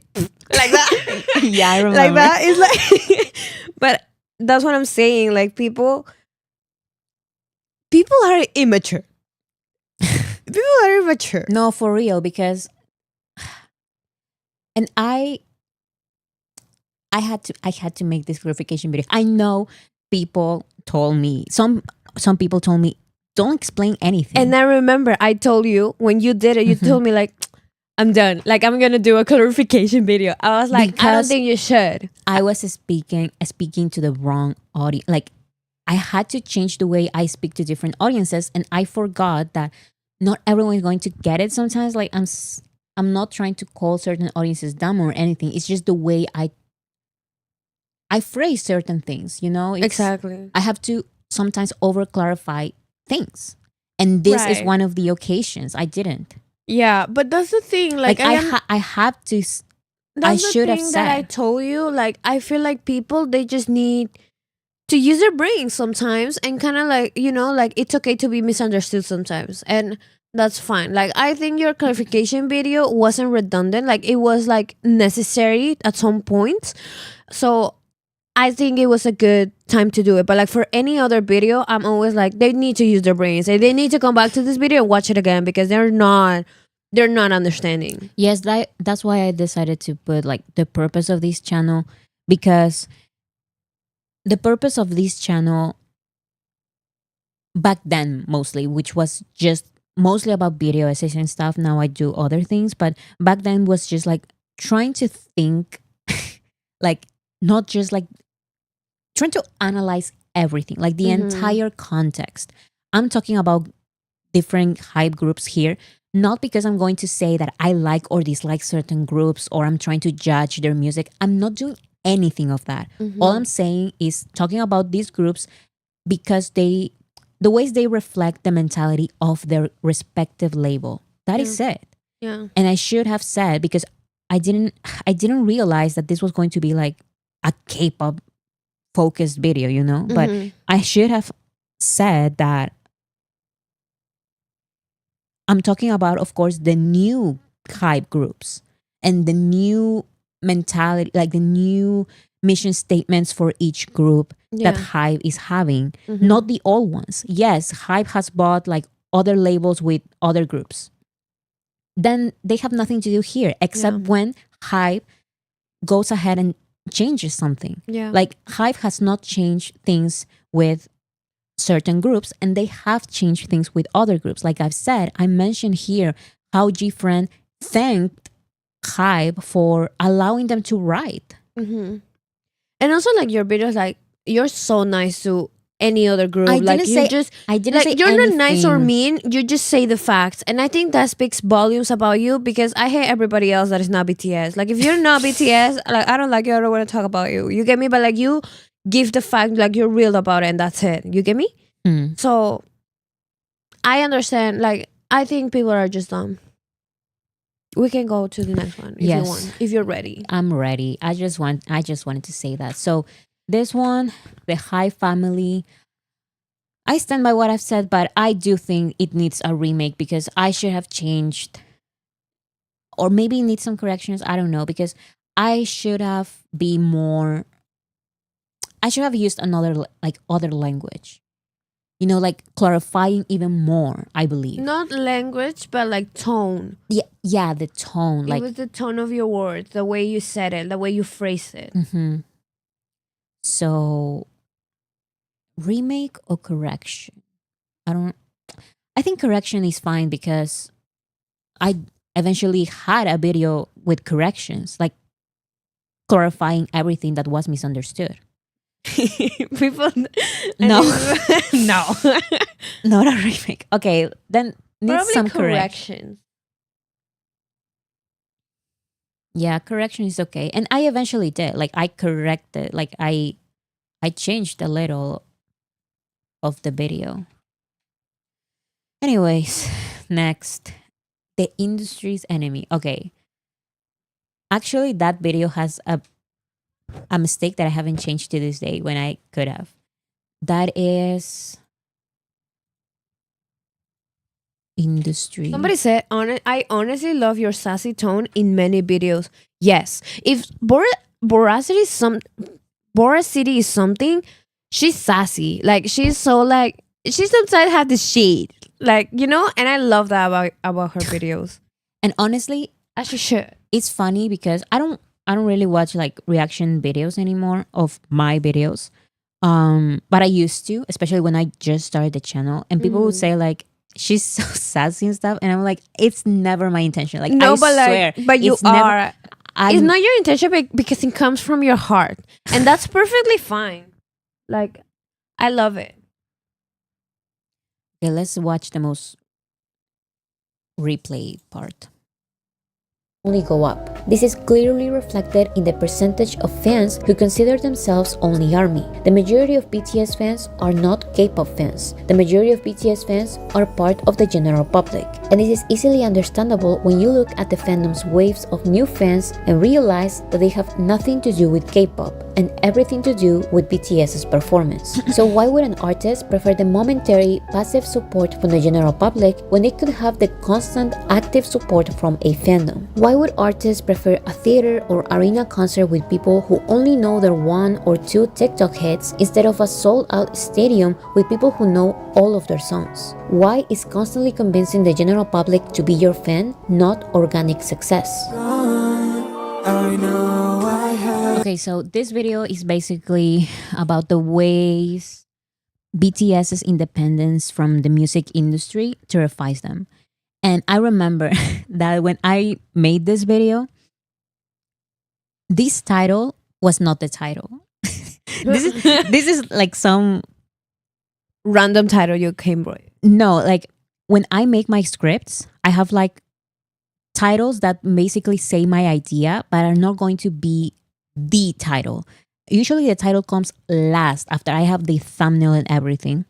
And I sometimes ask you, do you like this title better or this other title? Yeah, because I all have the like time. a bunch. Yes. So basically the draft had this title, which is Why the Music Industry is Terrified of BTS. And then I said, it's too strong. Like terrified is a little strong when I know, again, who is going to be my audience. Your audience. Who is going to watch this video. And I knew this video is mostly going to be watched by general public, because I'm talking about BTS as in the context of the music industry, not in the context of K-pop, not in the context of just BTS or anything. It's about the music industry, mostly the Western music industry. So I knew people who are into pop culture and all of that would watch this video. Mm-hmm. So my language is according to that. I think I did a good job about that. However, the title is too strong for the general public because they, in my opinion, using the word terrified, like it's a little strong. That's fine. I think it's too strong for the general public. I think for general public. But the general public needs to understand that you're just speaking facts, and they need to be fine with that. You get me? Terrified is the right word, and I like that title. I think it's a good title. I think it's too strong. What would you say? They're a little bit scared. No, that's how you make if it better. I had to change it, I would use like why the music industry is scared of BTS or something along those lines, because terrified is like. But they are though. We all know, like you guys know, and I know that the industry is scared. Like they are terrified of BTS, but that is just too strong for the general public to understand. So someone said threaten. Yes, something like that. Something like threaten is like a better word, because I know that the audience for this is the general public. Yes. So for everybody that just join in or they don't know, this is just a tier list. No change are gonna be done. Yes. There's zero changes that are gonna be done to the videos. Like this is just a tier list, a ranking, because Bora just loves to do rankings for everything. But no, nothing's gonna happen. Nothing's going to change. I'm not going to change the videos. The way they are, they stay. I like the word somebody said, worried. I think that's a good word for the for the title. But we all love that title. Like, yeah, this was the draft title, and I forgot to change it. I don't know what happened. Like you just type it because it's the truth, and you were like, "There's nothing wrong with saying the truth." I forgot. So you just posted it like, I forgot. It's okay. I forgot to change it, and now it's been years. So at this point, who cares? And I've seen new people reacting to it, and every time I see the word terrified, like the general public reacting to this video with the word. I'm like, oh my god, why didn't I change the title? But that's not gonna change. I'm not going to change it, guys. But it's still. Yeah, because some people may be like surprised or whatever, but it's the truth, and they should know that. They should watch the video, and they're gonna be like, oh, like this makes sense. Someone said they are terrified though. I mean, Period. we know, but for the music, like for the general public, I believe like it's a strong word. I basically explain here the ways in which BTS terrifies the industry because they are so independent from all of these platforms. Like in the music industry, the mainstream music industry, there's usually a connection between the artist and the streaming platforms, the way they pay for all of these allegedly they pay for these placements and on today's top hits, they play for playlists, and on YouTube they play for ads and they delete half of BTS's views. As you can see here, I explain all of that. And I think it's an okay video. It's just that it's a little, the title is too strong. Strong for some people, but that's it. Yeah. But I do stand by it. I don't know.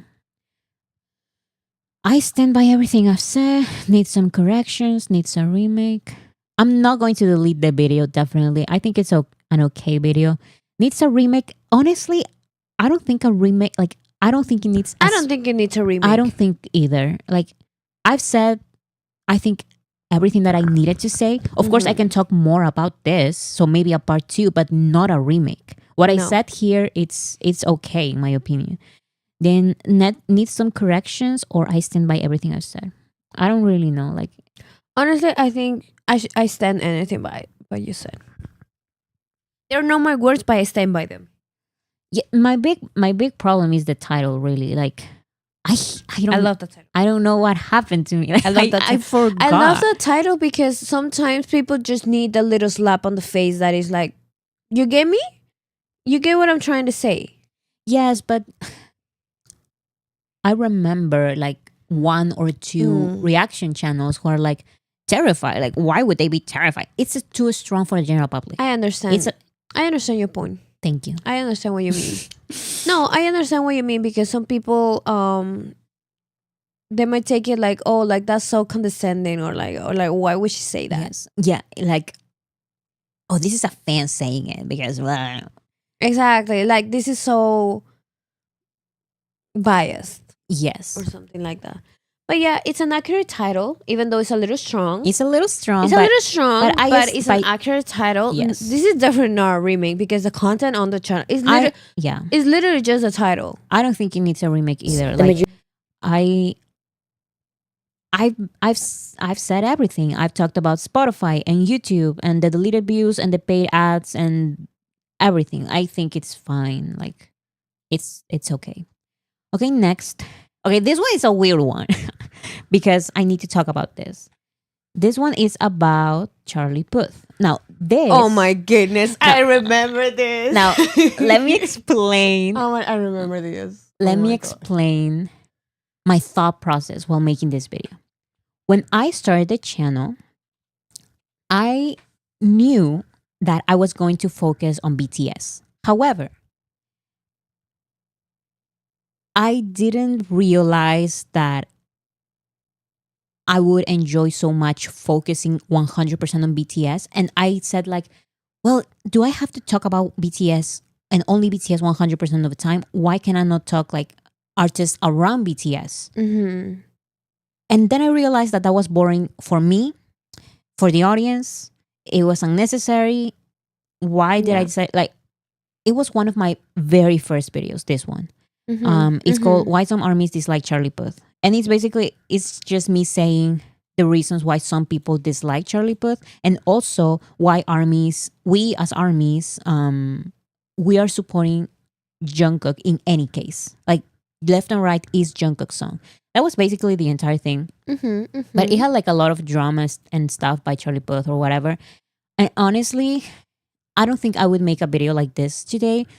At this point, I even thought of deleting the video because this video is just so not my channel. Because I understand, because at the beginning you were I didn't know. Yes, yourself. At the beginning I didn't know what I was doing. I didn't know what I should talk about. So I was like, should I just talk about it? I always knew that this channel had to be like BTS related. But I didn't know if I could talk about BTS and only BTS forever, you know? Mm-hmm. Then I realized that yes, I can. Yes, it's more fun. Yeah. And it's what I really, really want. But I didn't know if it would work. Yeah. So I was like experimenting, and I was like, I don't know. After I made this video, I was like, maybe I shouldn't make videos like this because I don't really care. I feel like armies wouldn't really care. No, and also like one thing is to be a little controversial, and another thing is to talk about other people that are not related. Yes. Even though like Charlie Puth has a little bit of closest la cercanía. Mm-hmm. Like Charlie Puth is close or was close to JK at the time. Like that's still not enough for armies to have a discussion on him. The same way I told you, I remember one of my opinions, my very strong opinions was that I don't like when armies are like, oh, this person did a collab, then they go and follow and love this other person. It's like, I'm not like that. I like BTS and BTS only. Even though there's a collaboration, I'm not going to go follow them. Like, I'm going to go follow them if I discover them by BTS and I like their music separately. But just by the fact that they collab with BTS or that they are nice to BTS, I'm not going to say like, oh yeah, now I'm a fan of them too. Mm-hmm. That's crazy. You get me? So the same way I'm like that is the same way with this channel. Like I love this channel, but like I don't want to see or talk about other people because it's irrelevant. Yeah, it's just that. But I understand why you did it at the time. This is literally one of my first videos ever. Like I remember this was one of the first videos that I made, and I didn't know what to do with the channel. I just knew that I wanted to talk about BTS, so I said, why not talk about people around BTS? And I don't really know, like. If I continue making videos like this, I will make videos about basically every single artist BTS collaborated with, because people are not going to like certain artists. Like every artist has people that, you know, people like certain artists and people don't like certain artists. Like it's going to happen all the time. No artist has everyone like in love. Like not every. And even like some people say like, oh, I like Charlie Puth. I don't like Charlie Puth. I love him. I hate him. It's whatever, because like, you get me, like it's okay, you may have your reasons, but like we're talking here like just like interaction he had with BTS, and just like him, any other interactions BTS had with any other celebrities. Like it's mostly about the BTS and the army point of view. Yes. So I thought of deleting this video because it's not really my channel anymore. So I just put here, just delete the video, but not really. Like exactly. So no. And also remember that the more you dislike an artist, the more chances are that BTS are going to go out and hang out with them and collaborate. So it has happened. It has happened a lot of times, like every single time. So just don't think of like I don't care. Like, yeah, because at the end of the day, if they're in the same industry, it's gonna happen eventually. Like the music industry is such a small world, and BTS are so big, so a lot of people are gonna try to get close to them. So really, don't mind so much who they hang out with. Just like, you know, like a little eye on them, and as long as they're not rude, they're not like you said. Just because BTS collaborates with someone doesn't mean that I'm going to become a fan. Like, exactly. And they can be so nice, but sometimes I'm just like, no. Like, it's great that you're friends with BTS and that you collaborated with BTS. I care about BTS. Like, that is the truth. Like, I can be okay with you, but I don't care. Exactly. Somebody said, I might check them out, but that's it. Exactly. Like if I discover them through BTS and I like them and I like what I'm looking at, that's a whole different story. That's another story. But I'm not gonna just support somebody just because they supported BTS. Like no, I support BTS. Exactly. Okay, next. Oh my God, this one.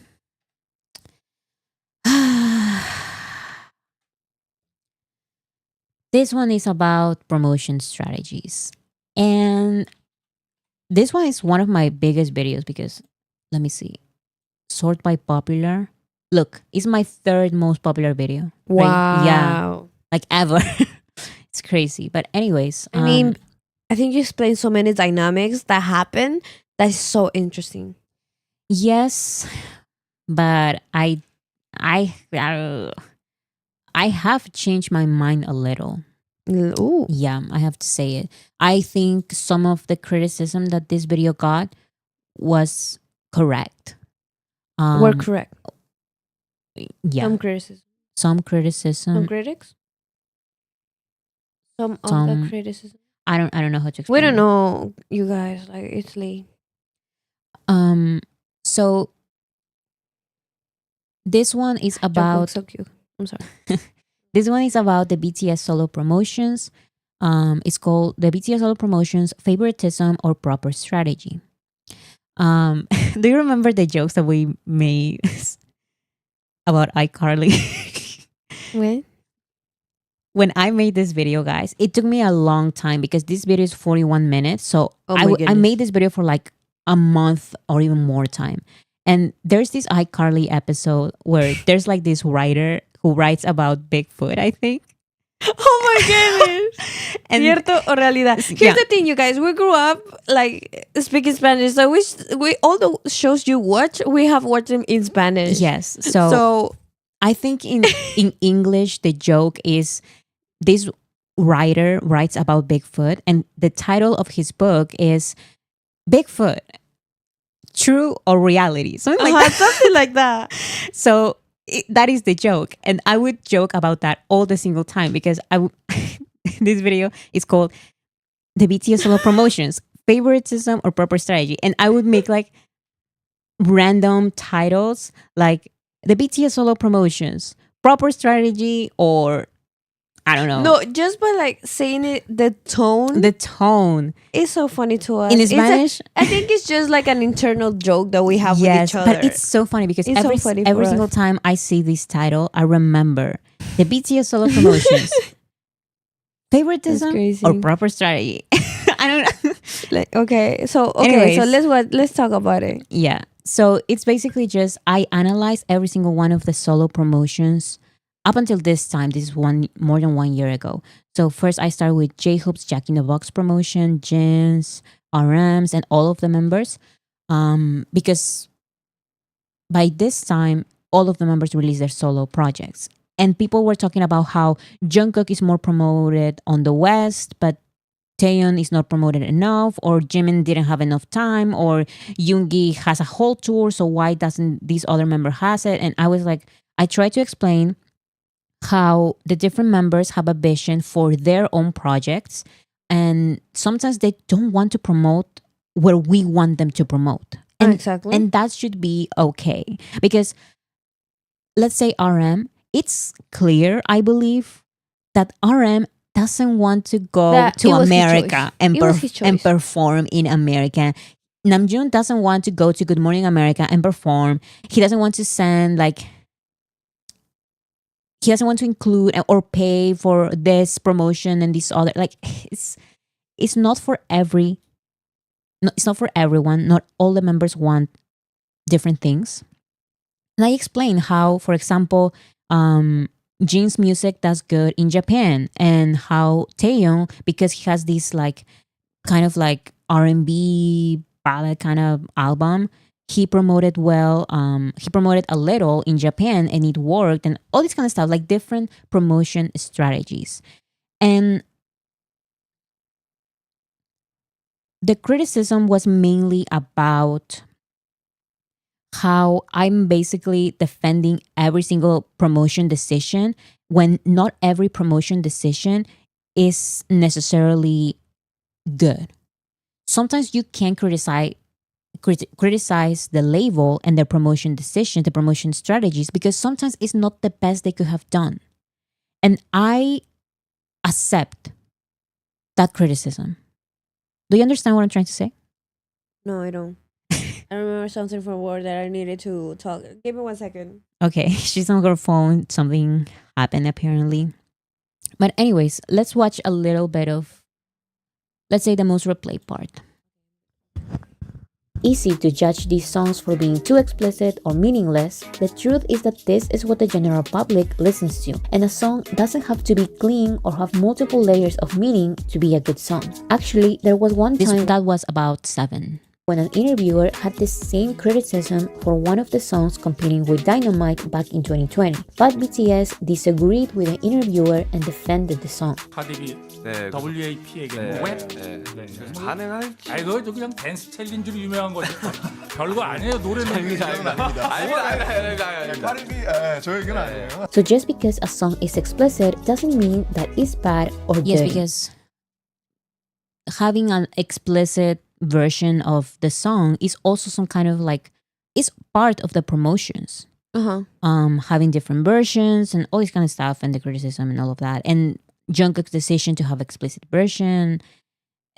I talk about all the promotion decisions by the BTS members and their label. And the biggest criticism that I received was that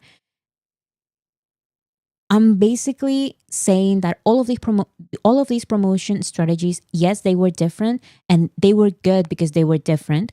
When some part of the public are saying, some armies are saying, sure, but these were not all the best decisions. I understand their point. Like, yes, just because, let's say, J-Hope's promotion strategy should not be Jimmy Fallon and all of that. Like, I celebrate that. It's different. So he shouldn't he doesn't have to go to Jimmy Fallon to promote it, because the audience that he's looking for is not on Jimmy Fallon. It's on his audience. That the audience that he's looking for is like rap fans and all of that. So I'm celebrating that this is a different promotion strategy. But people criticizing my video are saying that basically they could have done more to bring that audience. They haven't done enough. And I'm like, well, you are right. Yeah, I understand. You are right. Like, I get it. What do you guys think?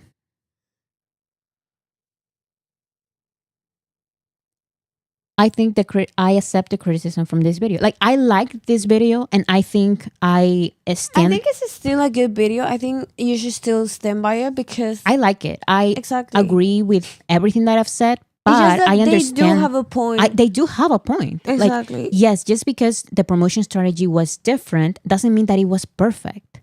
Yeah, there could have been so many other ways to make the audience they wanted. Yes, way more involved. Yes, because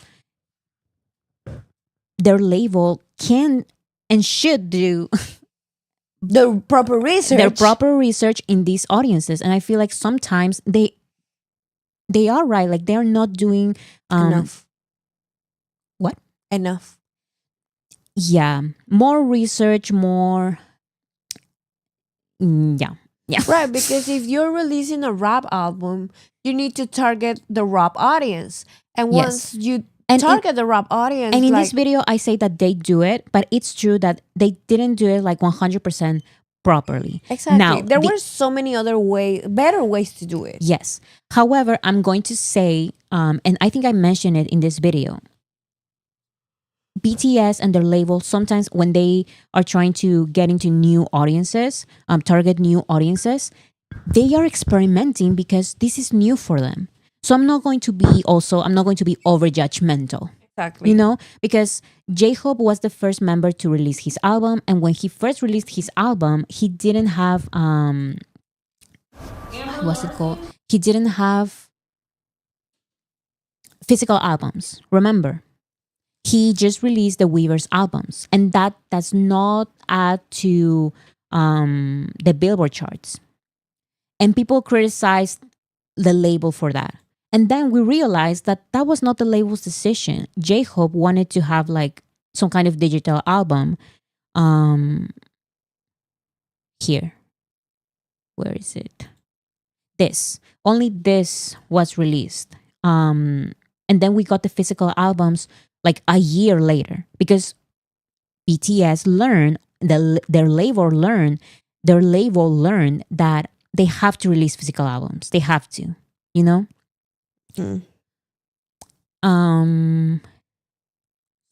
Again, I'm not over judgmental because BTS, J-Hope, the label, they were learning.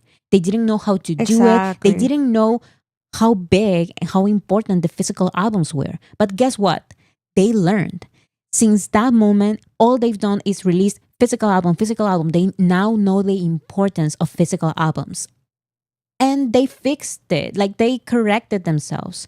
So I'm not going to be over judgmental. However, I do see people who disagreed with my video, and I see their point. I understand. Stand by the video, people say. Yeah, I mean, I agree. Like, I totally, like I've said, I like the video. I think this is not a video that you should change, but it's something you could add. But that's Yes. the only thing. That's the only thing, because I don't think there's anything on that video that you said that it's not right. You get me? Yeah. Maybe some corrections here and there, but I do believe that the video was okay. I think it needs a remake.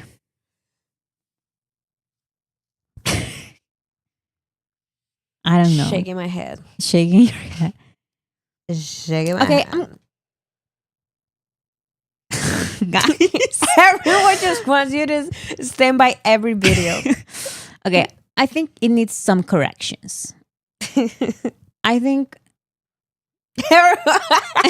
guys. I know. Maybe an evolution. Yes, I think An update. an update. Yes, like an evolution. Because some people are definitely the ones who most criticize this video. I'm going to say it, like, I think they people are mentees. disagreeing with you, so they are standing by your video instead of you standing by your video. Okay, thank you. Evolution. But I do think it needs some corrections. I think evolution is the best word. I think it, yeah. I told you. I think you could make like add it. Stop it. So I said stop it. Like with the beat. Yeah, I agree. Okay. Next video is, what was this video called? I forgot. The next BTS. Oh my goodness. Something. Conclusion, there's no next BTS. The next BTS is BTS. That's it. End of the video. Next BTS. I stand by that video. The next BTS, why they fail every time. Okay, so this is not like controversy, but I don't like saying that some people are dumb. Listen. I don't like saying that. You're not gonna say it though. But I am, though. Like, but I am going to say it because English is my second language, and sometimes I read sentences wrong 100%. However, the fact that anyone could read this title, the next BTS, why they fail every time, and think, wait, are you trying to say that there's a next BTS? Oh my goodness. The fact that there's more than one, it's worrying to me. No, for real, because I don't like calling people dumb. No, but sometimes it's like, are we? Sometimes. Okay, so what? This is what happened. They read the title, the next BTS. Like, quote unquote, the next BTS. Mm-hmm. Yeah, important. The quotes are important. The quotes are important because they mean something. They mean something that we all know what they mean. Mm-hmm. Why they fail every time? It's not like, does it work? It's not a question. It's a statement. Why they fail every time? And then they think, and they're like, yeah, I think. Are you a BTS Are you about hater? to say my fave?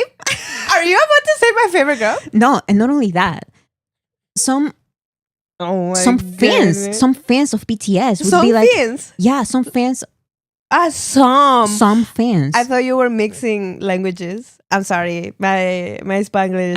Song fans. Song fans. Like no. Okay, go on. Some of these people, like, they are fans of BTS, and they will be like, "Wait, is this video about the next BTS? Are you saying there is a next BTS?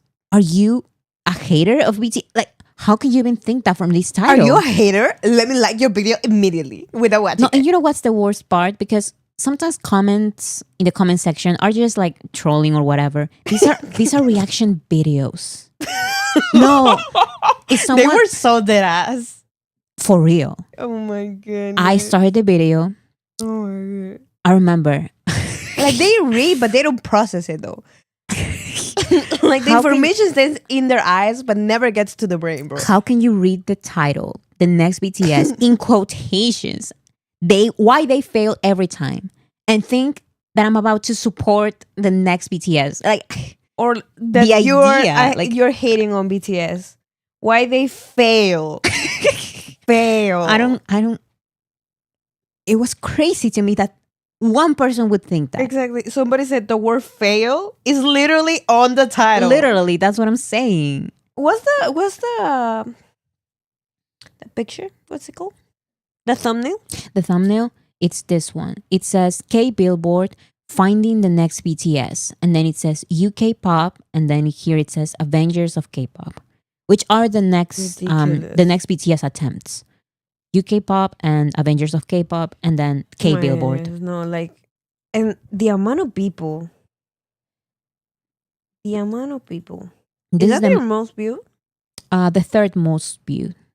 No, how is that possible? You told me that one of the last videos was the third one.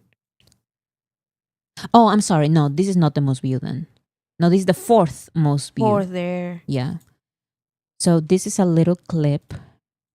Even if the BTS members release no music at all during this time or any other time in the future, that actually leaves K-pop at disadvantage in the Western music industry because all the hype around K-pop is born with an interest in BTS. K-pop's achievements in the West are not K-pop's achievements, they are BTS's achievements. So if BTS stops being BTS, K-pop will definitely be bigger than what they were before 2017, but they will go back to being a niche interest because the ones giving K-pop the title of mainstream are BTS only. Without them, K-pop has no legendary records in the West. Yeah. So it's basically just about the Avengers of K-pop, which they tried to do and it failed completely. And then different K-pop groups that they tried to promote as the next BTS. And then the Western attempt, which is UK pop. Oh my goodness, please. I don't want to see that ever. And then another attempt of trying to find the next BTS was the K Billboard Awards, which, by the way, do you guys know if this is still a thing? Like, this was announced in 2022, but now we are 2025. Where are the awards? Do they still exist? I have not heard a single thing since this dropped. Yeah. It's ridiculous. Like, literally, this is their mission statement. This is part of our mission to find the next BTS. I would die of embarrassment. And then I explain why they always fail. Mistake 1, mistake 2, mistake 3, mistake 4. I think this video is fine. Like, I don't disagree. Like, even the parts of the videos are called mistakes. Mistake 1, mistake 2, like, and people still, you get me? Yeah, well, it's mostly like what shocked me was the reaction to the title, which in my opinion is perfectly fine. Because when they started watching the video, they like got it. So they were like, yeah, of course, like there's no next BTS, whatever. But the reaction to the title is perfectly fine in my opinion. Like, oh my God. I'm explicitly saying what the video is about. People just be playing dumb. Or like, I hope, like, that's my faith in humanity. You know what? I hope so too.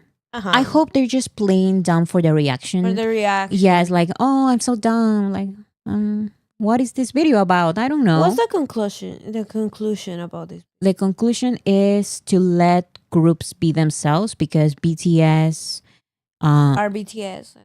they are not the next anybody. They are the first BTS, and that should be The first and only. yes. That should be the goal of every single group. They They the should first be of themselves. yes. That's amazing. Yeah. I remember when you wrote this. That was beautiful. Thank you. Yeah, I think you should stand by this video. you know what I do. Yeah. I like the video and I'm proud of the title. And anyone who didn't get it, I'm sorry, you're dumb. Like, what else can I say? Like, No, you starting this part of this video saying like you don't like calling people dumb. no, because But sometimes they dumb. sometimes people really don't understand, and I'm sympathetic. I understand Both. when They that both can be. happens. Sometimes when people get like confused, I totally get that. But not just No, but like it was something like this was straight to the point. make. Yeah, you didn't talk to the microphone. I'm like get confused about something confusing. Don't get Yes. confused about this was straight to the point. Yes. So people I- just didn't want to use their brains. That's it. Yeah, I stand by Stand by the everything. video. Okay, next. This is why most armies don't like K-pop. Another mistake of this is not using BTS in the title. I have to now. Sometimes it's like I don't like saying the BTS army, but sometimes on titles and stuff, I have to write the entire thing. BTS army is this or whatever. Why most armies don't like K-pop. So one of the big controversies was the thumbnail. And let me explain. Oh my goodness, Let me I'm so tired. explain. I know, like, do you guys know why I'm making... I'm sorry that cut you. Somebody commented voracity checklist. Write BTS. No, for real, because... That's part before she posts up any video. She has to write it. She has to write If it BTS. doesn't fit like in the actual title, I put that little line. I don't know if you guys realize. Line BTS video essay. Like this is a BTS centered video essay. This is a BTS channel. Like I need to clarify that. But anyways, when I love that thumbnail. I don't understand the problem with it. the problem with this thumbnail is that I used unprovoked, quote unquote, unprovoked, the pictures of these two K-pop idols. Now, let me explain. I used the least controversial K-pop idols, recognizable K-pop idols I could find. Because I could have used the biggest K-pop idols from the biggest groups, and I decided not to because I didn't want like crazy reactions and crazy responses. Like, how can you use the picture of my idol or whatever? What I did was use Oh my god. recognizable faces from medium K-pop groups. Okay. Now- Also, let me tell you, this is the first time I recognize the other two K-pop artists behind Jimin. Because every single time I watch this thumbnail, I only watch Jimin. He's in the middle, he's bigger, he's in red. He looks amazing. that was kind of my point, because I know that these two faces are not like the most recognizable of K-pop, The most like famous the most people. famous, the most controversial. Like they are not. They are simply famous K-pop singers from medium groups. But for really, really hardcore K-pop stans, they are recognizable. Yeah. But for the common K-pop listener or the common person on the internet, they're not. And I Exactly. did that on purpose because I Like there didn't. was a purpose. I didn't behind want it. to make anyone mad and have like these crazy, like big names or whatever. Like I didn't want that. I only Like, see I Jimmy. don't know who these people are, but like sorry to these people, but that's fine. Sorry. that was kind of my point. They are. If you're a hardcore K-pop stan, you're going to recognize them. If you don't recognize them, It's because you're not. and that was my point. Exactly. That was my point. I didn't want to annoy anybody or whatever. But anyways, why most armies don't like K-pop. So in this video, I explain why most armies don't like K-pop. And the main point is basically they are not because BTS fans are mostly general public turn into BTS fans. And sometimes they become K-pop fans, yes, but a lot of times they don't. So that is all. Like the first part is an introduction to BTS and their expulsion from the K-pop industry, from the K-pop community or whatever, like this little funny thing. Like, thanks to ARMY for understanding the situation and accepting its level degradation in a good way. It was it was funny, but anyways. And then there's no K-pop wave. I explained the K-pop, quote unquote K-pop wave, and how it's not a K-pop wave, it's a BTS wave. You can talk about like a Korean wave, which is like K-dramas. I would understand that, like skincare and all of that. I would understand that. But no, whenever people would mention K-pop wave, there's no wave. There's BTS. Yeah. There's a BTS wave. So I explained that here. And then I explained how BTS, how K-pop is an industry. K-pop is not about the music. I should have said K-pop is not only about the music, but whatever. ARMYs are music fans. Are ARMYs close-minded? ARMYs do keep K-pop a chance. Korean pop versus Korean K-pop, and conclusion. So basically, like I've said, the biggest controversies from this video are the thumbnail, because why do you use these faces unprovoked or whatever? We're talking about K-pop, so I'm going to use some recognizable faces. And to not piss people off, I even try, like, I try finding like faces that are recognizable for K-pop fans, but not for everyone, you know? Exactly. And oh yeah, this one. Like I even had to do like a comment.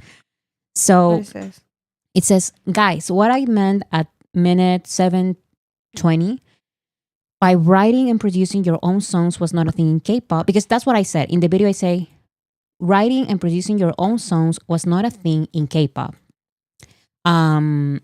So much backlash. Yeah. What I meant by that was that being a songwriter was not really a thing fans paid attention to. It was only after BTS that I saw people talking about a composer line or a songwriter position, where they didn't care about it before. Of course, there were K-pop idols who wrote their music before BTS, but it was not as celebrated as it is today. And I stand by what I've said, because BTS, in this part I say, writing and producing your own songs was not a thing in K-pop. It was, and that's what I said. I didn't say that it didn't exist. I said it was not a thing. When something is a thing, it means like it's some kind of trend. Thing you're looking for. Yes, too. it's something recognizable. What are things in K-pop? In K-pop, things are the outfits. Like it's important. It's something important. The makeup, it's something important. The visuals, yes. Noise music, for example, is a thing in K-pop, but it's not a thing in Western music. Like, it's a thing, you know? That's what I'm trying to say. I said it like that. I said it like that on purpose. I said it's not a thing in K-pop. And what I say here is that I said that because since BTS rose to fame, became the biggest group in the world, now people are... I remember that back in 2022 when I made this video, people talk about composer line, like what is the composer line, whatever. That didn't exist in K-pop. Exactly. And also it started existing because of BTS, because of the impressive lyrics they write. And that's all I'm gonna say. That's another conversation. But that's yeah, all I'm gonna say about it. Yes, I agree with that. Like sometimes people celebrate songwriting in K-pop when it's like that is the bare minimum. Is it good songwriting? That's my... Exactly. Like, okay, you wrote your song, but like, what is it about? The colors, about love. That's it. You get me? But like with BTS, you cannot say like, oh, what is your song about? Oh, where's the lyricism? Like, oh, yeah. Wait, that song actually changed my life. Show me another song that does that. Another group that does. Yeah, that. it's deeper than that. But anyways. Yeah, so that was the big like controversy. Like I said, I think you should stand by everything. Before BTS, writing and producing your own songs was not a thing in K-pop. So many people got mad because what about this idol? They existed before BTS. They had 10 years in the industry before BTS. Like, I don't care. It's not about that. Back in the day, before BTS, it was not celebrated the way it is today. Actually, it was not celebrated at all. Like, at all. That's all I have to say. Mm-hmm. Kenna M said, yes, they used to be dissed for being broke, not a flex. People confuse first ones too versus popularized in K-pop all the time. All the time. Because you can be the first one at doing something, but that doesn't mean you're the best yes. at it. Like I said. I'm sorry. Also, someone said, Erica said, hi, Erica. Erica said, there are many composers in K-pop who are famous in the industry and are praised for being original, but their compositions are bad. And that's factual. That's the only thing I want to say. Yeah. Yeah, I agree. Yeah, because also Alex said, people confuse first ones too versus popularized in K-pop. That's what they confuse. That's what I was about to say. When I made my videos about trends BTS created, people were like, BTS didn't create this thing. BTS didn't create the ending fairy, and BTS didn't create this and that or whatever. It's not about that. It's not about who created it, though. It's BTS made it a thing, made it like a thing to follow. Because they did it, so many other groups did it as well because of them. Because you can totally see that before BTS and after BTS. Before BTS, 100%. It was something that will happen sometimes. It was something that will happen. It will be like a special occasion. It will be funny or whatever. After BTS, it's kind of like the standard. It's kind of like, this is now the standard. This is not what you have to do. This is what you're supposed to do. And after BTS, that is the impact. You get me? Mm-hmm. It wasn't impactful until BTS did it. Yeah, because in 2017 and 2018, BTS were mostly celebrated because of their songwriting. Like, that was like the way armies would promote BTS somehow. Yes, like K-pop is this, but BTS writes their songs. That doesn't mean that in K-pop there were not songwriters, but armies made BTS a thing, like made their songwriting a thing. Mm-hmm. So other groups now are like, but hey, they have this songwriting credit and this other. And look, the songwriter line. That didn't exist before. That was not a thing. And I remember when I made this video, so many people were talking about songwriter lines. And I was like, this is a new thing. Yeah, because that was not before BTS. Yes. That was not before, because a lot of people can say, oh, in the second generation of K-pop, there were this and this group that wrote their songs. But that was not a thing. And you just found out because you did the research on BTS. You know that BTS did it. So now you are trying to look for your favorites to see if they did it. Yes. But all of it came after BTS. And also, sure, there were songwriters before, but they didn't create any kind of trend. Like, let's say like one big K-pop group wrote their songs or whatever. Who did they influence? Who did they inspire to write their own songs? You know what I'm trying to say? Yes. Now, because BTS made it a thing, and because BTS started to be so celebrated because they started writing their songs and all that kind of stuff. Now, I feel like some K-pop groups really want to go that route, and they are like, no, we're songwriters too. Look at us, guys. Like, we're songwriters too. Before, certain songwriters that are being celebrated now did not inspire anyone else. It was not a thing. That was my point. And I stand by what I said. Mm-hmm. I'm going to make it smaller. I stand by what I said.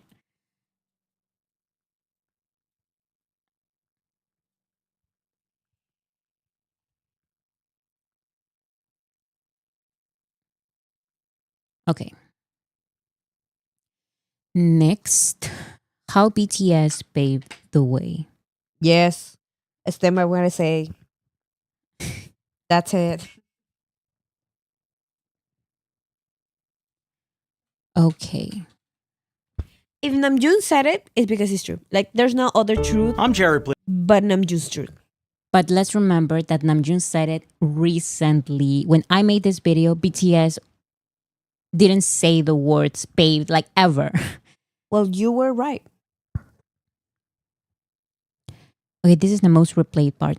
This is like a bad part because it's like the racist remarks. So let's do. Why is it controversial?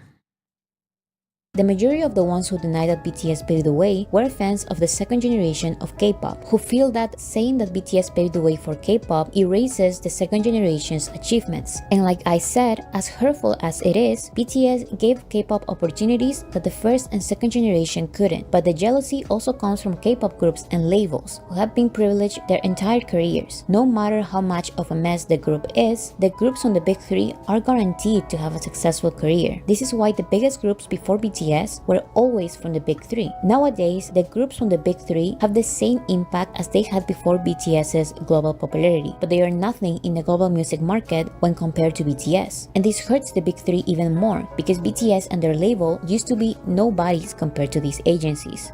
Okay, so this video, mostly the backlash was, of course, like I predicted it and everyone knows, it's second generation fans. Like, second generation K-pop stans, because I'm not going to deny anything. The second generation of K-pop was huge. Like, it was revolutionary for K-pop. It's one of the most important ones. And they did so much, and they tried some other stuff that didn't work out. One of those things was promoting in America. They tried so hard and they did the best they could, but sometimes maybe it's not their fault all the time. And that's what people need to understand.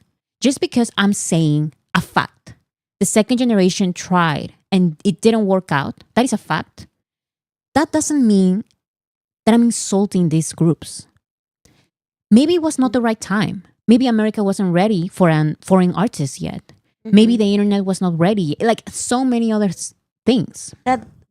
But the thing is that they didn't pave the way. Sometimes it's not their fault. I mentioned in this video that Psy went through so much because he was laughed at all the time. People wouldn't even call him by his name. People would call him Gangnam Style. Yeah, and that's crazy. He admits this. He says that BTS is achieving everything that he tried to but couldn't. And that is a fact. But no, second generation stans think that I'm trying to insult second generation groups, second generation artists, K-pop artists, by saying a fact. The fact that they tried entering the Western music market and they couldn't. That is the truth. Mm-hmm. And yes, it's horrible. Like, but it's what do you want me to say? Like, it happened. It's how it happened. It happened. It's the history of K-pop. Like, yes, and that's how it happened. It's not just me saying it. It's these second generation artists saying it, not just Psy. A female artist, Ailee, I think it's called. She went to America. Wonder Girls. Two of the girls of Wonder Girls also said that BTS paved the way, because Wonder Girls, we all know, and the second generation brings Wonder Girls all the time because they were the first K-pop group to enter the US Billboard chart or whatever. Good for them, but they said it, not me. They said, we tried entering the American music market and they basically had to go back to Korea. Like, they couldn't continue with promotions in America. It just didn't work out. And now BTS is achieving all of this. BTS is opening the actual doors for them. And now it's such a given to them. It's like given to these new K-pop groups that they just come to United States. They just come and do so many promotions. Yes, that because they get the chance. now there are K-pop categories at Billboard, the American Music Awards. And they collab with all these American artists too. So that wasn't a thing before BTS. That was something that BTS did. They couldn't even sell their albums like on Target and Walmart. They didn't. BTS made that happen. BTS and ARMY made that happen. Sometimes, like, I understand why it may hurt, but I'm just like, I don't understand why it's so controversial. Because that's the history of it. That's the story of it, and that's how it happened. And it shouldn't be something bad. Yeah. I mean, this video is like, I think it's just second generation stance. Because sometimes even to this day, like I mentioned how Psy tried, like he had this huge song, Gangnam Style. He went to America, he went to the American Music Awards, he performed, he made other songs, like huge successful songs. But in his mission to enter the American music market, he couldn't. Like, that is the truth. And whenever I mention that, like even as a little thing in different videos of mine, people will still get shocked. Because what are you trying to say? Psy is super huge. No, he's huge in K-pop. Let's celebrate him for that if you want. But he's not. He said it himself. BTS is achieving the dreams he couldn't complete. He said it, not just me. He said it. So why are you outraged? Like, it's outrageous what you said. Like, why are you saying this? It's not outrageous. He said it himself. So where are you gonna place this video? Oh.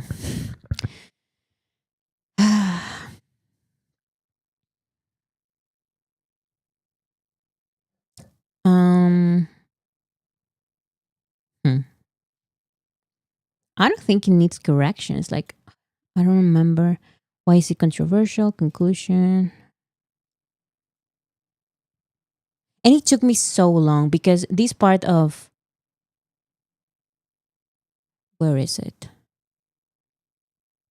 Who accepts it? Look, it's all of this section. And all of this section is full of clips and moments of group after K-pop artist saying BTS paved the way, BTS paved the way, BTS paved the way. What more clarification do you want? It took me so long to find all of those clips. I stand by everything. Period, as you should. Stand by everything. I think it was okay. What I would change though from actually all of these videos is just the way I edit. I don't edit like this anymore, really. Like, my editing style has changed. Now I do like certain graphics and use certain colors. Before, I would just picture and black background screen.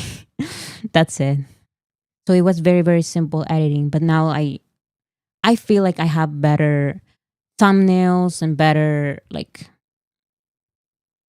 pictures and all of that.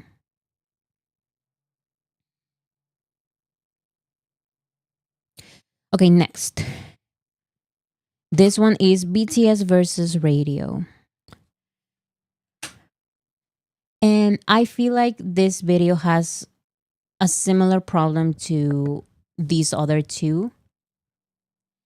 It's once again who am I making this video for? When I made this video, I knew that this video was mostly going to be watched by the general public. Because I'm talking about radio in general. And the thumbnail has literally Shawn Mendes and Dua Lipa. Like, this is the general public. And I think for the time, I did an okay video.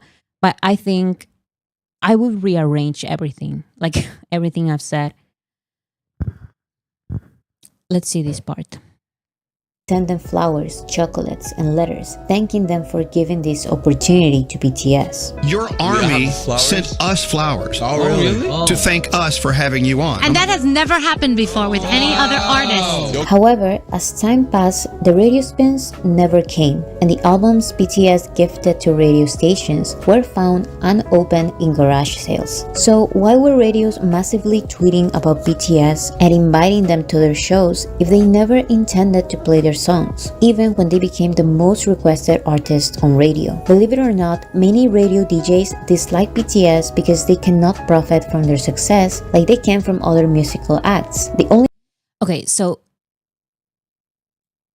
I agree. I still believe this. However, I feel like once again I would approach it differently because sometimes armies just get it. Mm-hmm. I feel like armies just get it. It's okay. But this video, because it's radio, some radio people react to this video. And I didn't expect radio people, like literal radio Listeners. No listeners. The people who talk work yes. at the radio. That's Yes, crazy. they will react to these videos. And I don't I don't watch those reactions anymore because I'm just scared of the way they would Take it. because they would defend so much. Like Oh my God. radio hosts, yes. Like I didn't make this video for them and I should have been More specific. yes, like they totally can react to this video. It's just that my language was a little strong. Like my approach was a little strong. Like this is basically I hate radio.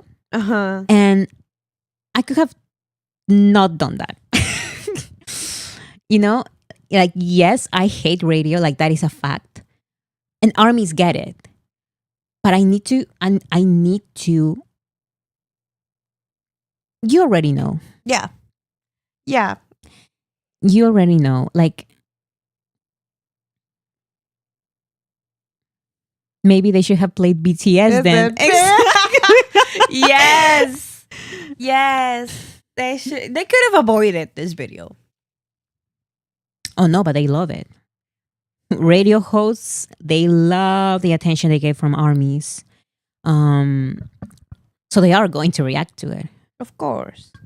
So here in this video, I talk about the way armies, we were so clueless back then. Like we would give like flowers and chocolates and cupcakes to nice. to radio stations, and they would be like, "Oh, thank you so much for this and that." That meant not a single spin. Yes, it was just one pity stream, and that was it. They used us like because we gave them all of these gifts for them to play BTS. They would not play BTS. They would just like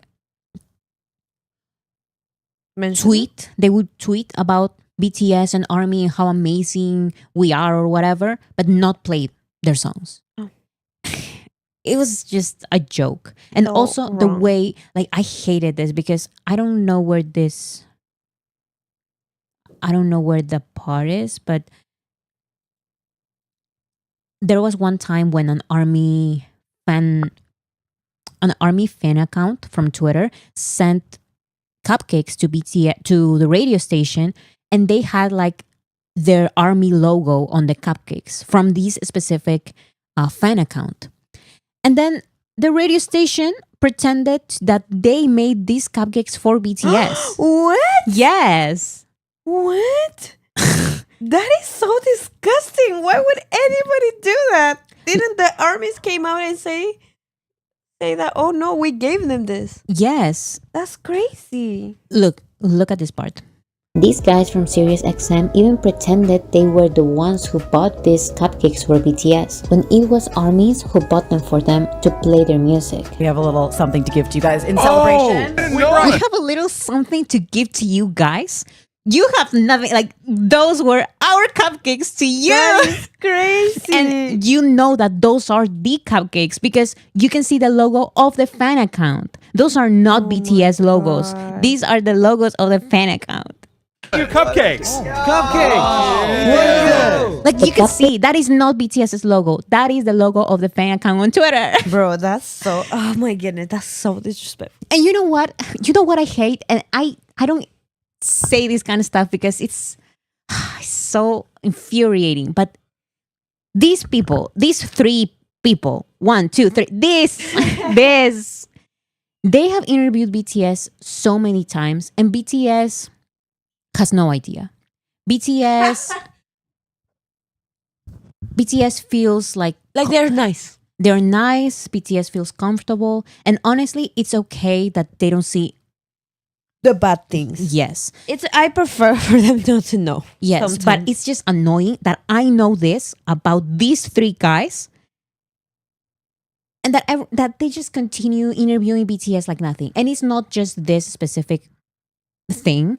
I've seen so many times certain radio hosts talking kind of negatively or weirdly, let's say, weirdly about BTS when they have so many iconic moments with BTS. I don't know if you guys remember the BTS with the mess. BTS with the mess. That was so fun back then. It was an amazing interview. BTS said back then, like in the actual interview, like, I love you, your energy. And I loved that interview. And it was so fun. And BTS was so comfortable.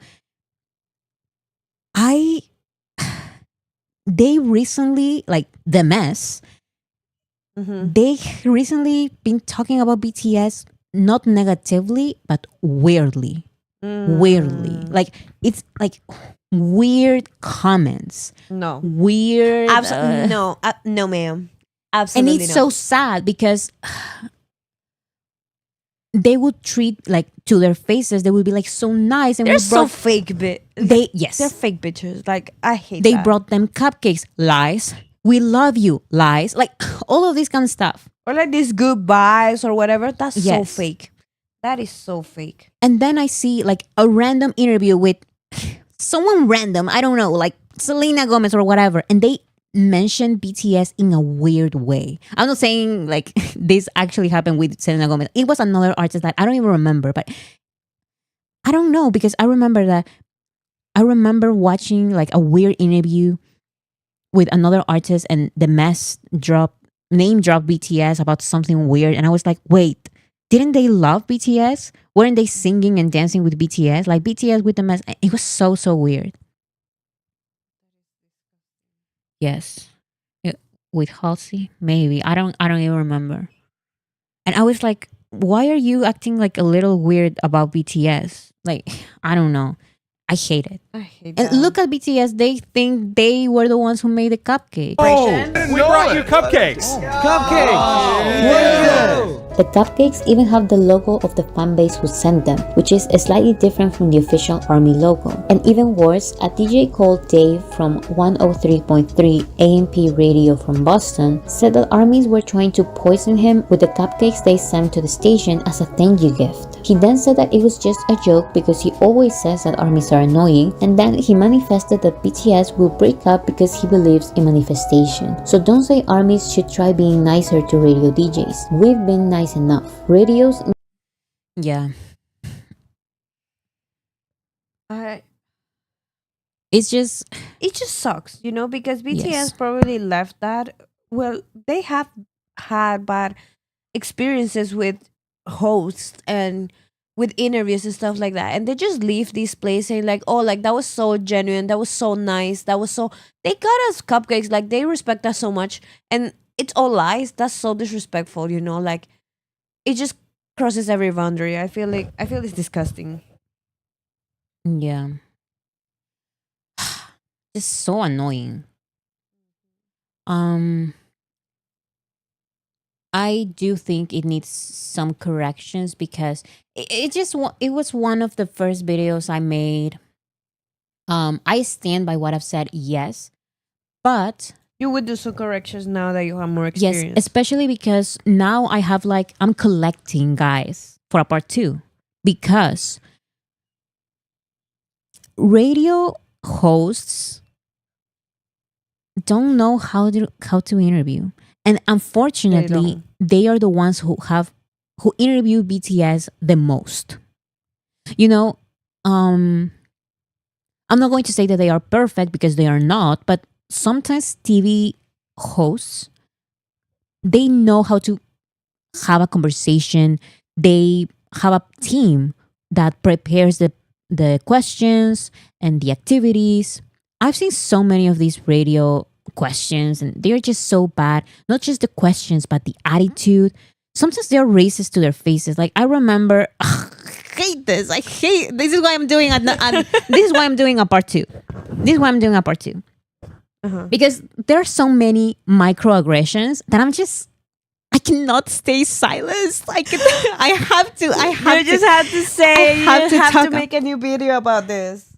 And sometimes it's so small that people will be like, it's not that big of a deal. BTS had a good time. And maybe they did. Maybe they didn't realize. But I realized. I watched. We know. I realized the way BTS are treated. I remember that there was this red carpet. I believe it was during the Boy We Love era. Actually, I think it was before that. BTS were on a red carpet for the AMAs, BBMAs, or something like that. And there was this woman who wouldn't stop dancing. Oh my goodness. It was sometimes you, as an interviewer, you need to understand and you need to find the vibe of the interview. And when the person being interviewed is not responding to you, like, you need to, like, not imitate them, but like reflect their interview. Exactly, like reflect their vibe. Match their vibe. Match their vibe. That is the phrase, exactly. I remember that there was this woman that she realized, first she was talking to all the BTS guys and asking them questions. And then she realized that Namjoon had to translate. And she did something weird. She kind of like, I don't know if infantilizing is the word, the right word, but she would be like miming to BTS. Like, she didn't treat them like normal people who just need a translator. No, she was like, let's say, like, she is talking about a car, and then she do like vroom, like vroom, vroom. Yes, like she was like miming, like doing charade, like some weird charade, and it's like, is this a microaggression? This is just a question that I have. It was weird. Is it racist? Maybe it's not her intention. But it's definitely a microaggression that comes from ignorance. Maybe it's, yes, that is my point. Maybe she's so embarrassing for her. Period to the person that said it. Maybe it's not her intention, but you are a reporter. You are an interviewer. You're supposed to be good at your job. That's all I'm asking. Exactly. Why does it always happen? Why are interviewers so ignorant? Like, you do this for a job. And you don't know about BTS? Like, when Mario Lopez interviewed BTS, he didn't know who they were. At least do some quick research. Watch one performance. Like, it's so infuriating. I need to calm down. Yeah, part 2 is coming out. I am collecting receipts. Like, I am collecting moments from interviewers. And it's about interviewers being bad interviewers with BTS. Like, it's just annoying, and I hate it. So I stand by everything I've said, but you would remake it just because of your editing style. Yes, my editing style, and but you know what? I do think it was creative to start the video with this Payola article from Rolling Stone. Pay for Play was banned from radio, but texts reveal it may still be thriving. I explained that lawsuit here, the first part of the video. So I am proud of that, because I found that article and I was like, wait, this is very important. It's not exactly about BTS and their experience with radio, but it puts a lot of perspective into the way on. It puts a lot of perspective into why BTS is treated the way they are treated, why their songs are not played, and it's because of this. Anyways, I disliked Mario after that interview.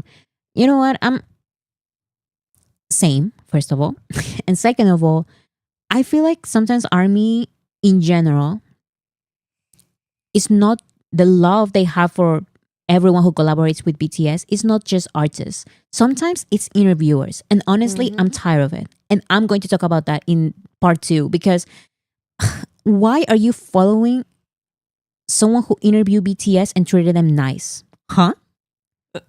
No. That should be every interviewer. No. Every And every interviewer should know their job. and Should be professional. Should be professional and have good questions and make BTS, the artists, comfortable and make them good questions. That is the bare minimum. I'm not following them.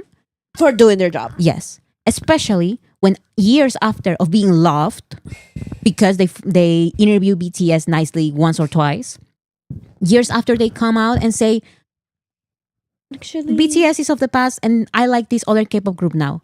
Huh?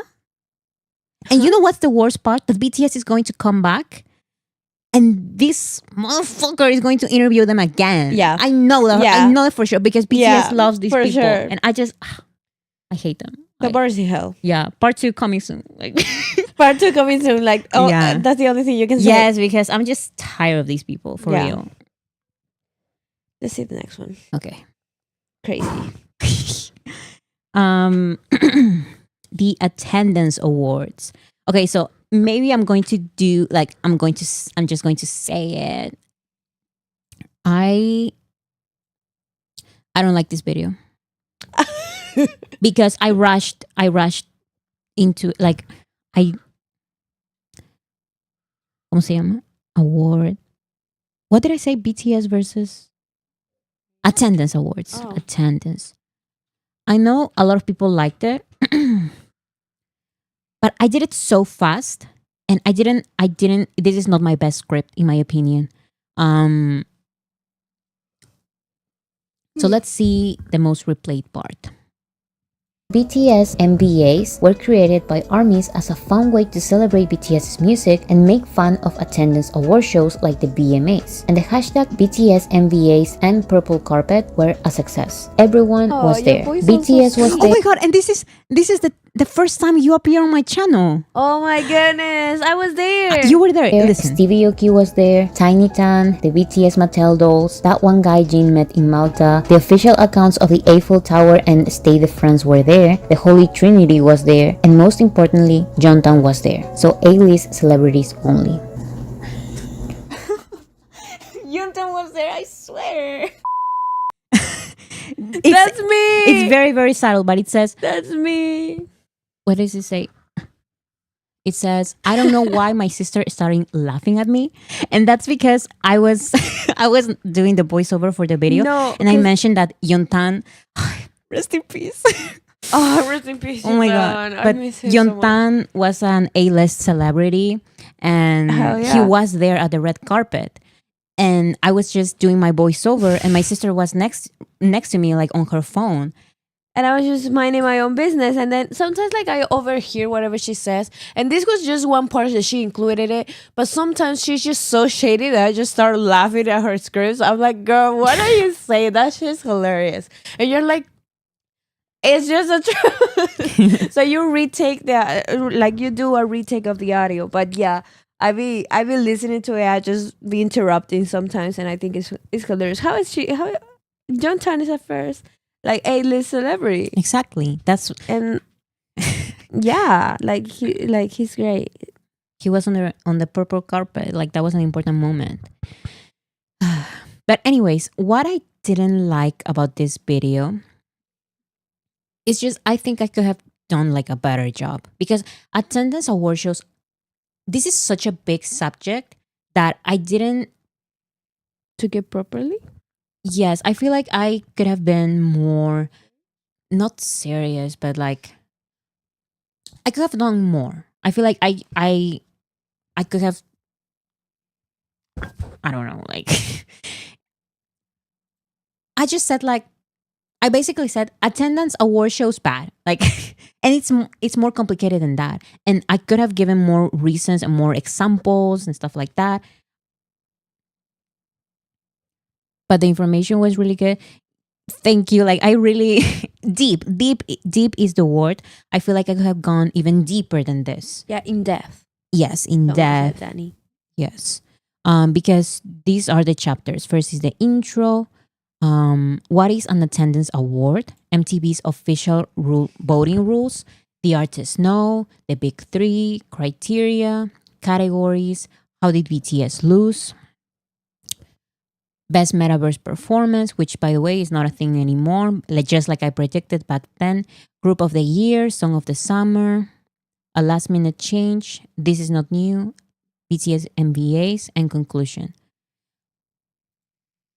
Like even with the B-roll, I felt like it was this was not like a lazy video. It's just that I did it so fast because I remember that this is the big problem that I have with the video essays. People ask me to make a video about a specific thing, like address this. And sometimes I'm like, I get so many of those comments and I'm like, okay, I'm going to do it. And I'm going to do it as fast as I can because now this is like a fresh topic. So I need to talk about it now. Yeah. Next week, people are not going to care. And that was a big problem. I tried my best to talk about everything that I had to, but the editing was repetitive. My points were short. And when I could have gone even deeper. And yeah. I still feel like it was a very good video. So important information was in there. And a lot of people liked it because it like takes the mask off a lot of things. So I still give that video a lot of credit. Like I love it.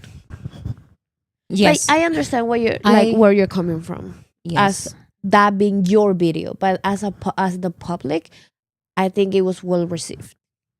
Yes, BTS lovers said we're always going to care. Just take your time. Thank you. That is something that I learned with years. The first year of making videos and stuff, that was 2022. I didn't know what I was doing. I was trying to make the videos that people were asking for. So if something happened, I dropped everything on my channel and focused on that video and try to make that video like in 1 week and post it. When sometimes I just need some time to really get all the information I can and do the best points that I have. Like, you know? Yeah. Sometimes I just need time because I make these videos literally on my own. I don't have an editor. I don't have any help. So I do everything by myself. Especially this first year, I didn't know how important it was for me to just I needed to take my time. And now I do. That's why there are times when something happens and the video is coming out like a month or 2 months after it happened. But at this point, like, I don't care. When I need to take my time, I'm going to take my time. Yeah, you know you get better results whenever you do take your time. So maybe part 2? I don't know if part 2, like, I don't think anything big has happened related to attendance awards. But maybe when BTS has their comeback, maybe something is going to happen because these attendance awards they happen all the time. They've always existed. So I believe it needs a remake. It needs a remake. Yeah. I just did it so fast. Could have done a better job. Okay, next is BTS versus Spotify.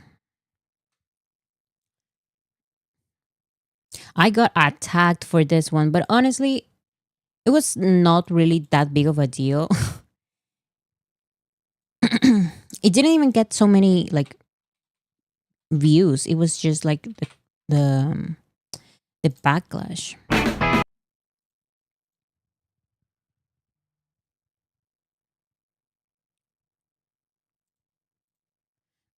So this is the most popular part. Ever. These K-pop groups' management, label, Jeremy, or whoever the creates their media play has been buying awards that were supposed to go to BTS in some American award shows. They have been pretending that they're not really sold-out arena concerts were part of a bigger tour than BTS's sold-out stadium tours. They managed to get Times Magazine to name them Entertainer of the Year when they are not the biggest group, the biggest K-pop group, and much less America's Entertainer of the Year. And most recently, of course, this whole Spotify fiasco happened. You've probably heard about Spotify's corruption or maybe even assumed it because that's just how the music industry is. It destroys independent artists and it saturates the general public with artists from the same big three corporations. This is why when a song by the YouTuber Corpse became a mainstream song, everyone in the internet celebrated. It was a big win for independent artists because it proved that a technically small artist with no big label behind him defeated the big corrupt corporation that is Spotify. It appears that even without a swell of mainstream adoption, his single will be passing 100 million streams soon. I think it really highlights the power dynamics have shifted so greatly. But when artists like Honestly, this was just like the wrong people found the video and started like mass disliking it.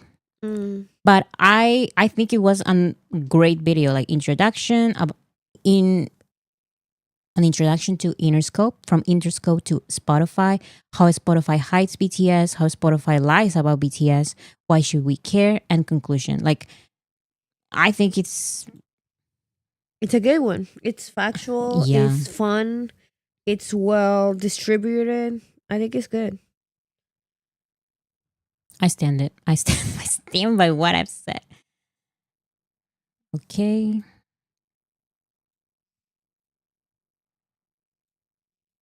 I mostly stand by everything I've said. But honestly, it's mostly about, there are some videos that I just cannot watch them again because I'm like, I was so bad at making videos. Like when I first started, I was like, my B-roll is horrible. I'm repeating the same images again and again. My pronunciation is also bad. My grammar is bad.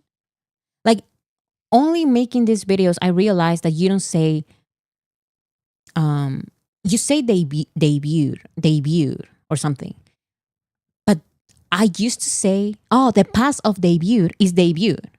You used to say debuted. I said debuted. So many times, so many videos. That's so embarrassing. Hundreds of thousands of views, and I say debuted. And it's so embarrassing because I didn't know. I didn't know.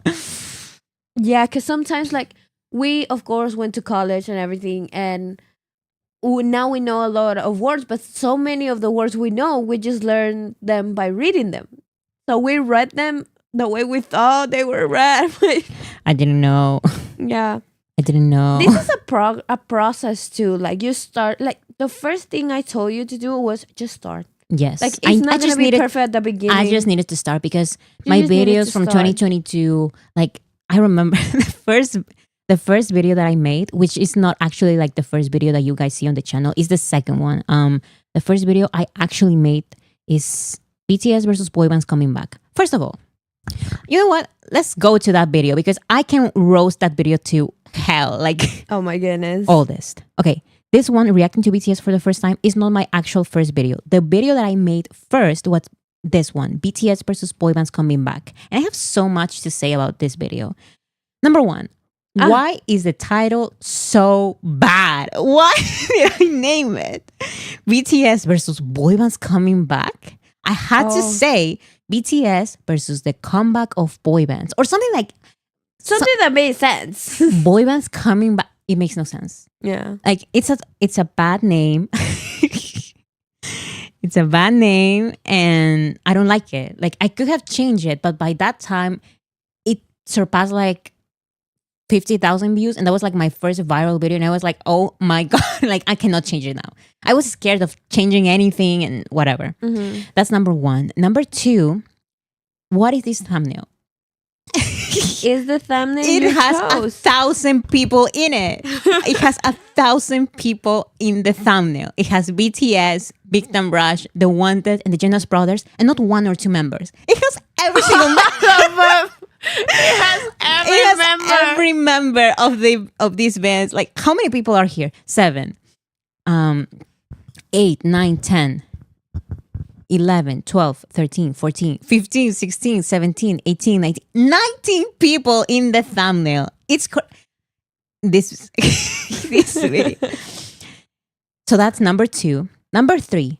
Oh my god, yeah, that's a lot of people. That's a lot it of... looks like the Glee Club, like, you know? There's so much people. But I think you dig up better very soon, because look at the Solos Are Aunties thing. I really like it. The thumbnail? Listen, it's just an illusion. The thumbnail is lazy. No one roasts Bora more... No one roasts Bora like Bora roasts Bora. No, because... There were so many R's in that. Sometimes I just but need yes. Where is it? Solos if are Bora has antis. one hater, It's- no. If Bora has 0 hater, Bora is dead.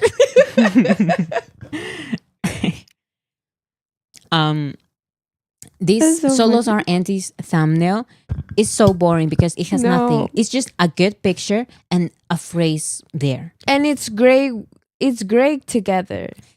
I think it's just because you did it. It's just the same way whenever It's a lazy. you do something and everyone is like, "Oh my goodness, that's so great," and that person is, and like you're to yourself like, "Oh no, that shit sucks." It's like that. Stop gaslighting yourself. Someone said the thumbnail made me want to watch it. LOL, the all back is the best because I wrote on the thumbnail, we are all back because I made that meme. Yes, because I think we're going to be the next boy band. I think we're all back. I think we all sing. That was like my all idea. can sing. Yes. But yeah. So number 1, I hate the title. Number 2, I hate the thumbnail. And number 3, my voice is so low and like, hi guys. Like this is my first video. I'm so scared. Hi you guys. Welcome to my channel. And I was so scared of my own voice, of listening to my own voice. That is normal. Like you're going to hate your voice at the beginning. Look, listen. You're always gonna hate your voice. Like I hate listening to my voice like that. And you say like, "Oh no, look, your voice so good. Your voice is regular, whatever." I'm like, I don't like it. I hate watching these streams. I never do.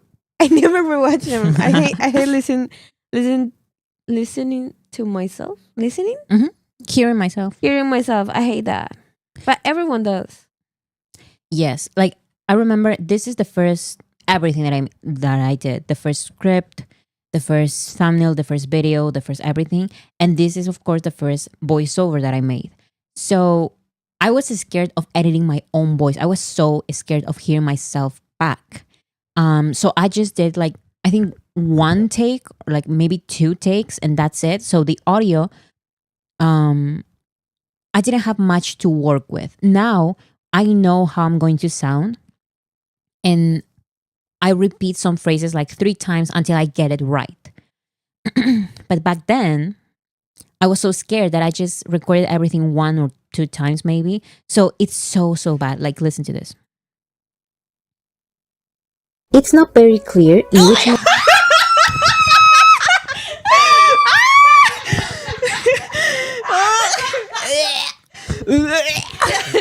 Okay, don't throw up. But like that caught me so off guard. That caught me so off guard.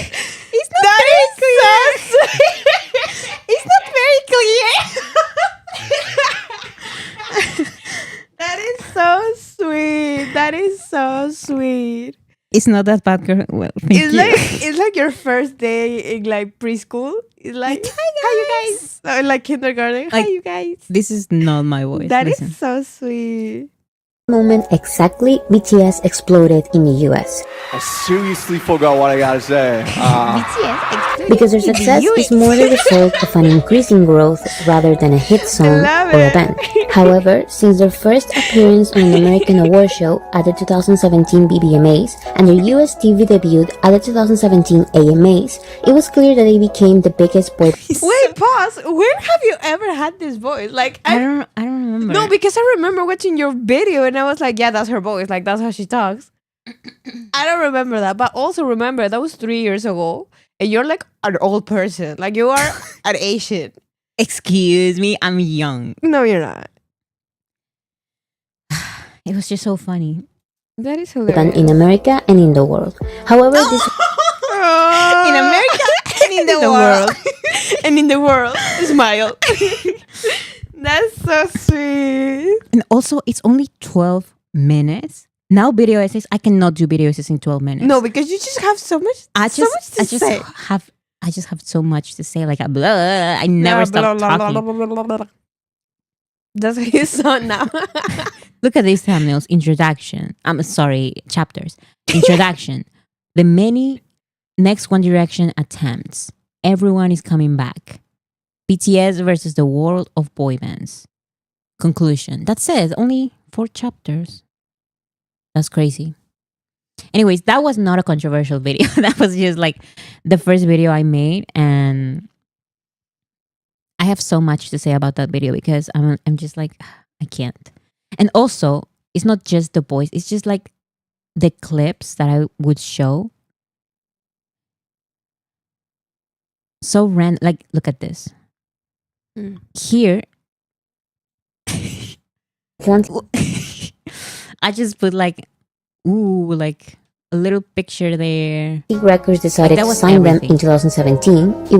That was everything. I didn't have any kind of like editing. It was just, this is like a picture that I made. And that was it. Like a little screenshot. Nothing too complicated, nothing crazy.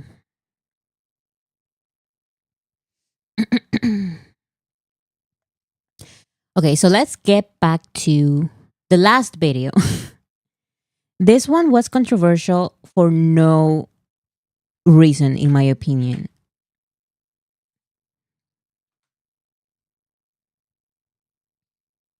Can't believe it was your first video. It's one of my all-time faves. Actually, when I made that video, I was like so proud because I liked it.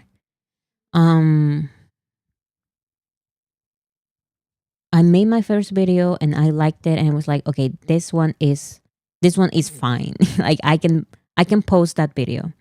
But I was so scared, and I was so like I didn't know what to do, the thumbnail or anything. Okay, so this video. Wait, before Erica says one video that was controversial was the video of the masterminds behind BTS. I don't remember that it was controversial. Maybe it was, but you know what? In the last year, maybe, or maybe year and a half, I have this rule that I'm going to read the comments for the first 24 hours, and that's it. That's it. Because the subscribers are usually the ones who watch the video in the first 24 hours. And then the next days, it's just other people, who are not subscribed or whatever.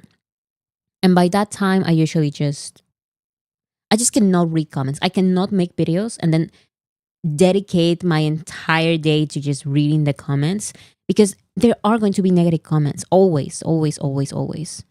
So I just don't look at any of that. 1 second, guys.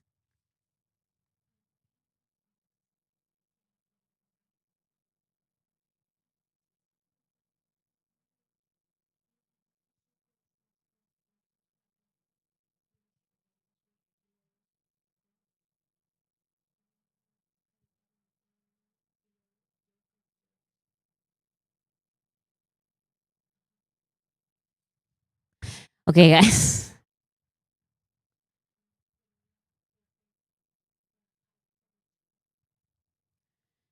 Okay. Okay, so we're back. We're back. Okay, so this video it's about K-pop lines. And this one was so stressful for me to respond, because I believe to this day we're just going to disagree on this one. There's just I think there's just no other way. Like there's no middle ground. Like we're just going to disagree on this one, and that's okay. Like if you follow my channel and you disagree with me on this, I genuinely mean this. This is so unimportant. This is such an unimportant topic that it's literally fine. Like it's literally fine. So many armies who follow my videos and everything, like they say, like, I really like your videos, but I totally disagree with this one. This video is basically about my problem, the problem that I have with K-pop lines. And I mean every single line. I mean giving all of this importance to the concept of the vocal line is the vocal line, and the rap line is the rap line, and the dance line is the dance line. And this member is the main vocal, and this other member is the lead vocal. And if you say otherwise, you're wrong. And there's just so much importance to it, and people really take it very, very seriously. I just don't. I don't, and that is what the video is about. I just don't care. And I can understand how that's the main thing for other people, but like I don't care about that. Like, yeah, there was so much back and forth in the comments. I commented, "Hi guys, this is not an explanation video of the lines. This is my opinion on why I don't like them so much. Like I said, the lines are a bit of a mess because there are many disagreements on who is the lead, main, and sub, as seen in this comment section and in the many introduction videos to BTS. They all say something different. And you can come here and say, they said in 2018 that Big Hit said in 2018 that this member is the main vocal or whatever. Okay, great. That changes nothing to me. yeah. The singers sing beautifully and they're all different. I'm not going to call anyone a sub vocalist. No. I don't care if that is like an official role in K-pop or whatever. I still don't see the main difference, or why should we give importance to the difference between main and lead vocal? Like, so complicated for no reason. These are the vocalists and these are the rappers. They are very different from each other. They each have their own unique styles. They each bring their own things to the group. Yeah. And I'm sorry, but I don't care about the main lead and sub or whatever. And also, I just care like BTS and the leader is RM, and then that's it. yes. Also, all of this importance to this is the dance line, and these are the official dance line members, and Taeyeon entered the dance line in this year after his solo. I don't care. For me, all of them are dancers, and of course, certain members shine in these styles. These other members shine in these other styles. But at this point, like, I literally don't care. They are all artists. They're so different from each other. And I'm sorry, I just don't give importance to these lines and positions. Especially in a group like BTS, it doesn't really matter exactly. Like, that was basically the point of the video. But because I said that, because when I made this video, I searched for guides, not just on YouTube, but also like on K-pop forums and fandoms and all that kind of stuff, and to see which members they consider what, like this member is a sub vocalist and this member is a main vocalist and this member is the lead vocalist. And so people disagree. And I'm like, in this video, I say, people disagree. People are like, in the comments are like, why are you saying that people disagree when Big Kid actually said this? And it's like, first of all, Big Kid didn't really say anything officially. That's number one. Number two, even if they officially mentioned something one time, doesn't mean anything because the BTS members have never said anything of those kind of roles. They've said two things. RM is the leader, Jungkook is the center. Like, those are the only things, like, that's like not that deep. Calculated and like It's not that deep. Exactly, it's not that deep. Yes, for me, rappers are rappers and singers are singers. I don't like to attribute main when I listen to songs. And that is just the K-pop way of seeing things. And sometimes I understand why we would do that. But honestly, I don't think it helps BTS in any kind of way. Because they are all so versatile. So versatile. Like, what if Namjoon doesn't rap in a song? Exactly. Like, what? That's fine. Yes. Of course, he's like, I understand the main lines, like the obvious ones that I don't really have problems with, like the vocal line and the rap line. Those are fine. Like, they identify with those and those are fine. But like, ranking them, I said that this is some kind of ranking and people disagree in the comments. This is not a ranking. It's just different. Just because someone is a lead doesn't mean that they are more or less than the main. I don't care. Doesn't matter. Like, it's not that deep. Maybe for other groups, like, it's a little bit more obvious, and also the group itself tries to push that narrative too, Hmm. but like with BTS, I feel it doesn't apply because they just go all the way.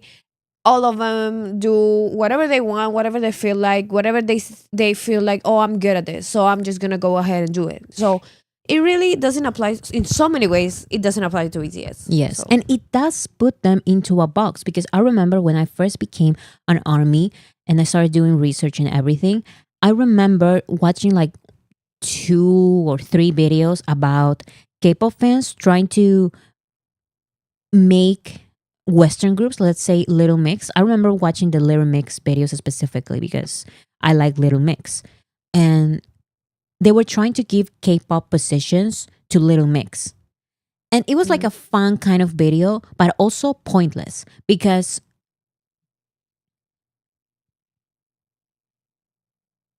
no, like I understand why you would think that certain member is a main dancer and the other is the lead dancer and the others are not like part of a dance line, but it was just so like trivial because in the end most people don't see Little Mix with lines. They don't see them with K-pop lines. And because of that, it's so much better because they see them like how much they are and how much they can be, and they are not in a box. You know what I'm trying to say? So it's fun as a thought experiment, but to be like an official main singer, like main vocalist and an official main whatever, like I don't care. yeah, BTS just has a different approach, and that's fine. Yeah.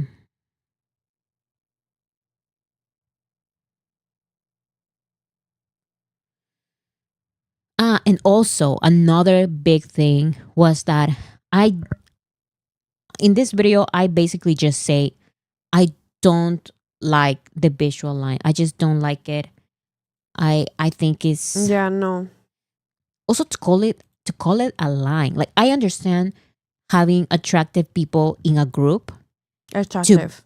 I said that. I didn't say attractive. You said attracted. Oh, I'm sorry. Or I heard attracted. I understand having like pretty people in a group.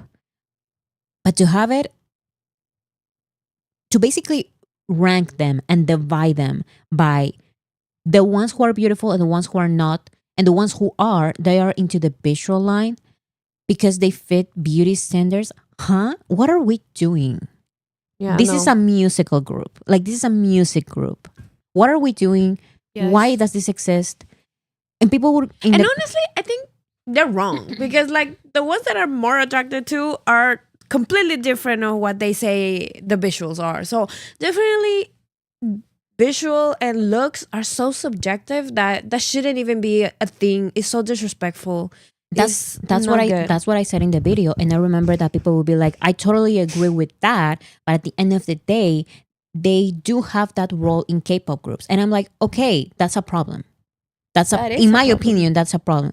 You having like a member not because of their musical abilities, but because of their beauty, and that's it. That's their line. That's their role.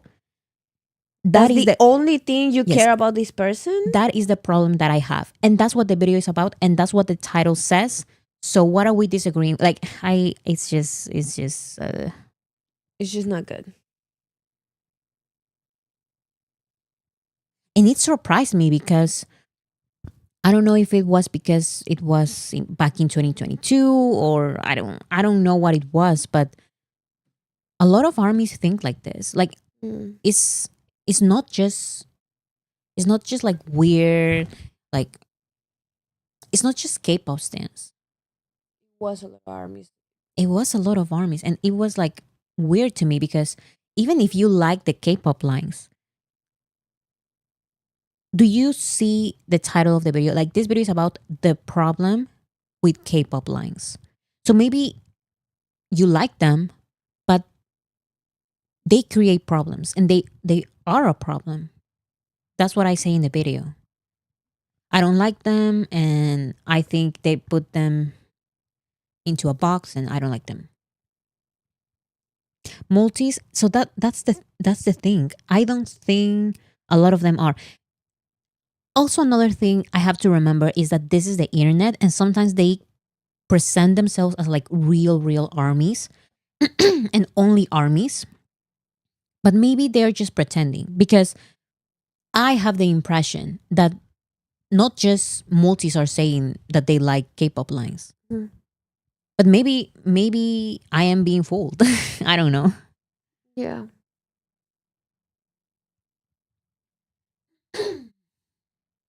I met a lot of newer armies who are very surface level. That's a good point, because sometimes when you're new to BTS and to K-pop and to this world, like it's so different. Yeah, like you just want to believe in everything they're telling you. Because I think I've already said my experience, like my first experience into when I became like army, but it was completely different to my vision now. I became an army in 2019, and back then there was a lot of like talking points on the internet about not propaganda, but like all of these opinions that were being shared so much about.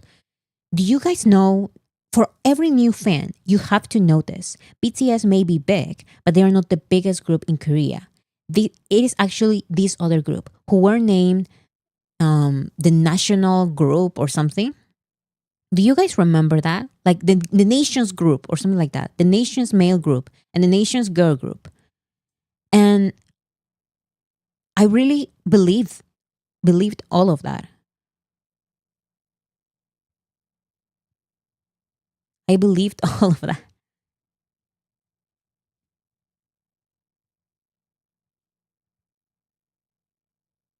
And I believed back then that BTS was not the biggest group. That was a thing from second generation fans, I think. Yeah, I think it was. But in 2019, when I became a fan, 2018, 2019, um, there were so many armies and there were so many army spaces on Twitter that, wait a second. Oh my God. The dog just ate the hamburger.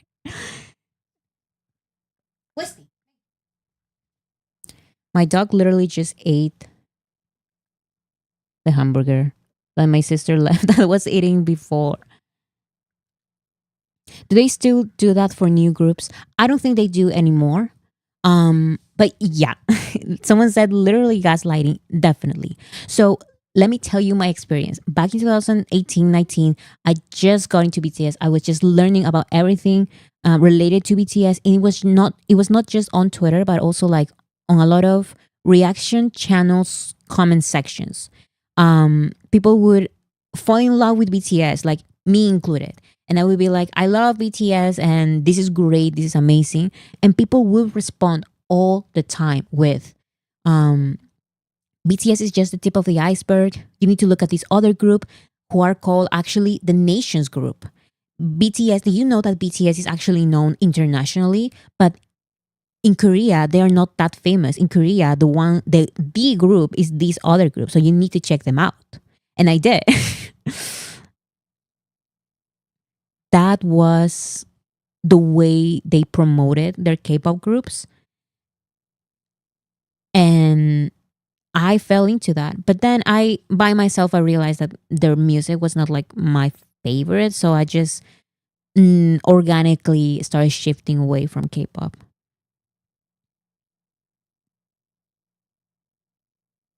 But anyways, so I believe that maybe the ones who were armies, like they learned so much about these lines, these K-pop lines, that maybe there is a possibility that even if they were only fans of BTS, they were still subscribing to some ideas shared by K-pop fans that were not necessarily like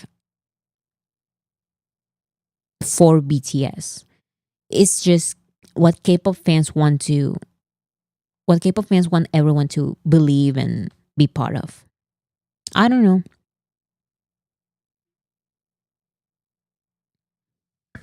What are you guys saying? I grew up with Western boy bands and girl bands, and even so, can acknowledge they were garbage compared to BTS. Bora Dog was hungry. Yes. I think back then there was a lot of more crossover with the general K-pop fandom, and I've seen a lot of drift away since then. Yes, 100%, because I lived that. I lived through that. I remember that. Because I was so surprised by BTS. And let's just a reminder that I am like a rock and metal listener. That is mostly what I listen to. Almost only rock and metal. So for BTS to surprise me, it was like a shock for myself. But I got so interesting. I got so interested in them, in BTS. So what I would get recommended, not just on YouTube, but also by entering Twitter and then trying to find like where the armies are. There was so much like K-pop community stuff. Like I had to become a fan of K-pop. I had to, because it was everything that was recommended to me.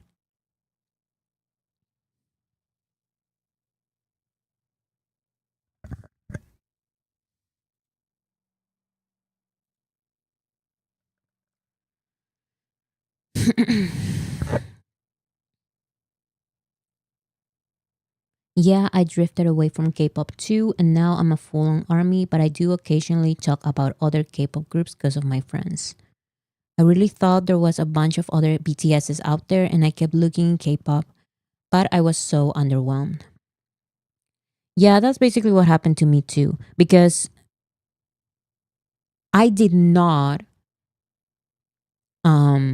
it was not like I became a fan of BTS and I immediately found people on the internet who will tell me BTS paved the way and all of these phrases that we think. It was not like that at all. I just became a fan of BTS and then I got recommended all of these other K-pop stuff, all of these other K-pop groups and songs. So I would listen to them and organically I would be like, okay, I checked them out, but I don't necessarily like, I don't want to listen them again to them again. Of course, there were some songs that I liked, but I would listen to the other songs and I would be like, no.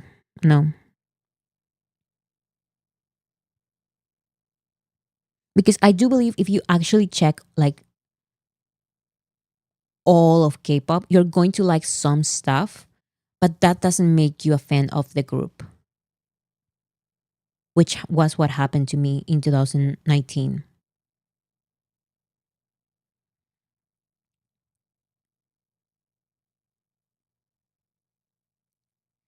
Yeah, same. I was young and people told me that I can't be a real fan if I don't know all those groups. And I would believe them. Now I know all of them, even though I don't listen to K-pop. 100% my experience. 100% my experience.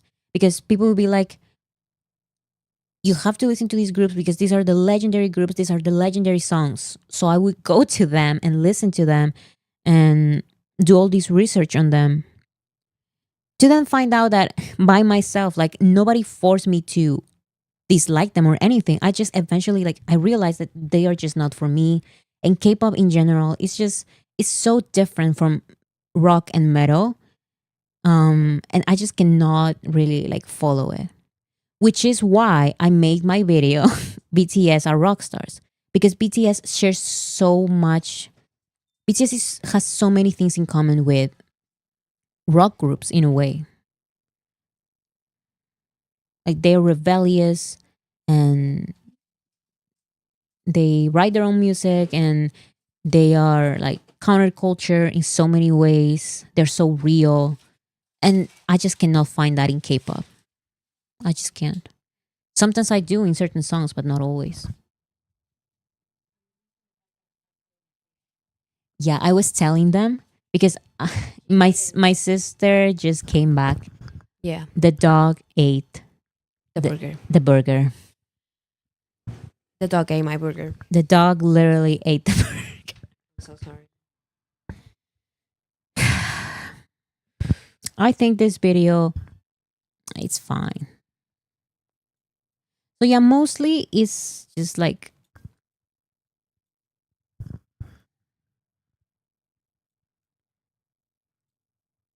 mostly is like redundant. Like I stand by what I've said mostly, but what do you want me to say? Like lie? I do stand by them. However, not all of them. Like I do believe that some of them could have been better. Some of them need a remake. Some of them are just not my channel anymore. You know? Yeah. What do you think about them? I love every video. I think also like, yeah, definitely you've changed a lot with time, which I think is great. It happens to everybody. It happens all the time. And I told you, like, you may see your videos right now, oh, they're perfect. In more years, like, I don't know, 2-3 years, you're gonna look back and you're gonna be like, oh, like back then I didn't know this and that. But like at that moment, it felt right. And that's the most important part. Yeah. Yeah. Yeah, you're totally right, because I've never posted a video that didn't sit right with you. Yes, because if I don't like a video that I'm making, I trash it. Like I literally don't post it. I only post videos that I believe in, that I like, that you stand by. Because at the end of the day, yes, this is a ranking of things, of the videos, but just stand by all of them, because I think they're all right. And also, I feel like it's easier for you to stand on them, because when you do them, you let the facts speak. And sometimes things change with time, but like that doesn't mean that at that time what you were saying was a lie. You get me? Yes. And sometimes, like, let's say for example this one, when I made this video, I had a vision and I had some opinions, and now I maintain those opinions, but the comments that I received criticizing the video have expanded my vision on the topic. And now it's not like I've 100% changed my mind and they are 100% right and I'm 100% wrong. It's not about that. It's more about I needed to look beside my own, what I was already looking at. There's so much more to what I've said in this video. And people are right in the comments. Like, I agree. I agree with some of the criticism. Of course, not all of it, because people are crazy sometimes. But I accept it. Like, I agree. You did what you could with the information you had at the time. Yes. That's what I always try to do.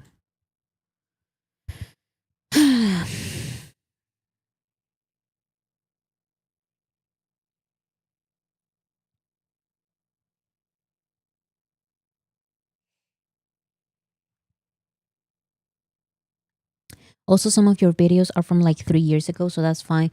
Yeah, so that's the other thing. I tried to be like nice to past me, because yes, like I can roast like my first video because I don't like the title, I don't like the thumbnail, I don't like my voice, I don't think I've said enough, etc., etc. But it's my first video. Like I tried my best. I literally did everything I could. I didn't know how to do things. I didn't know how to edit videos. I didn't know how to write videos. I didn't know if people would even care. So I just did what I could.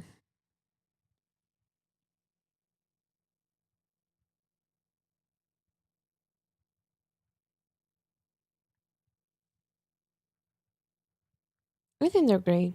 I told you just needed to start, and you've gone a long way. Yeah. Which video are you the most proud of?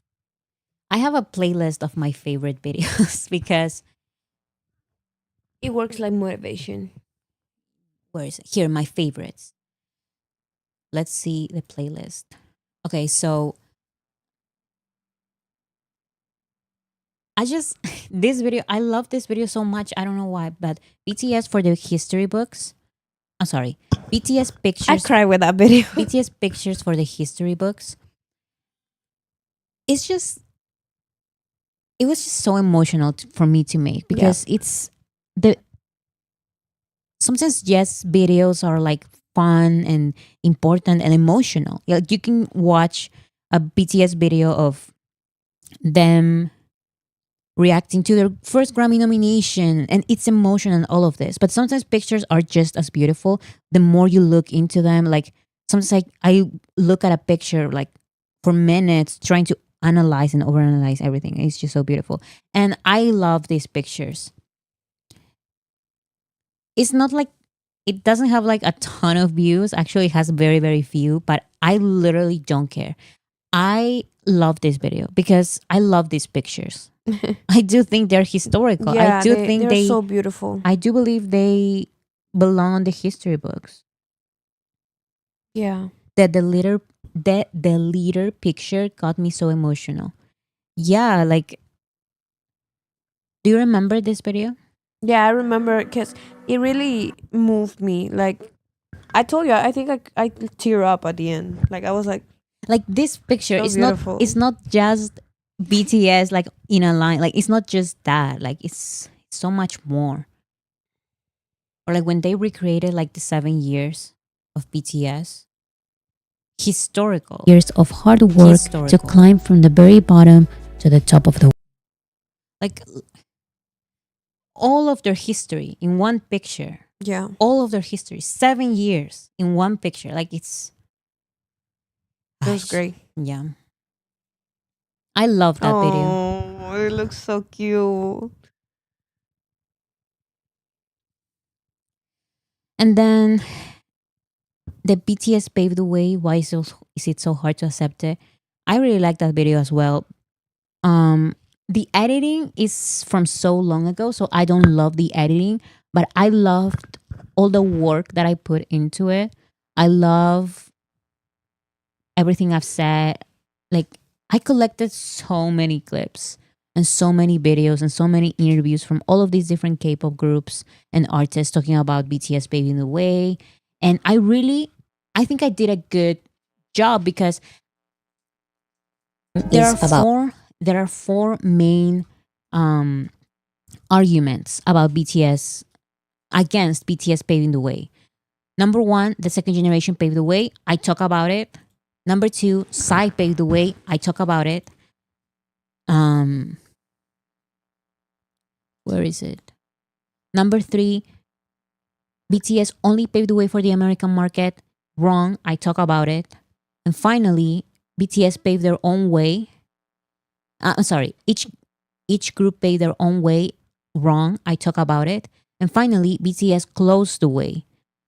Wrong as well. And I talk about it. Like I literally talk about every single thing. So what else can you say? I think I did the best I could. And I really like this video. I like the way I wrote it and everything. And then what I like about the K-pop concepts even makes sense. I don't know why, but it's the visuals of the video. I like the idea and I like the script and everything, but what I like the most is the visuals that I had for this video. Like, look at this thumbnail. I'm really proud of this thumbnail because it's about K-pop concepts and I have like these 3 very specific K-pop concepts. And they're so hard to collect. Like they seem obvious put together, but they're so hard to get together. Yeah.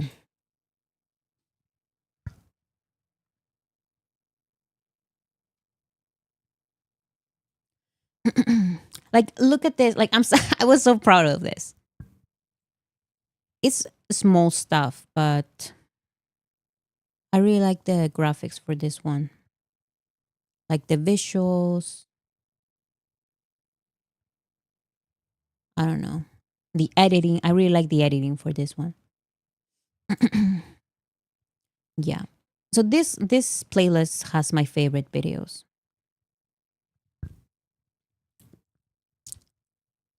Oh, I like this one as well.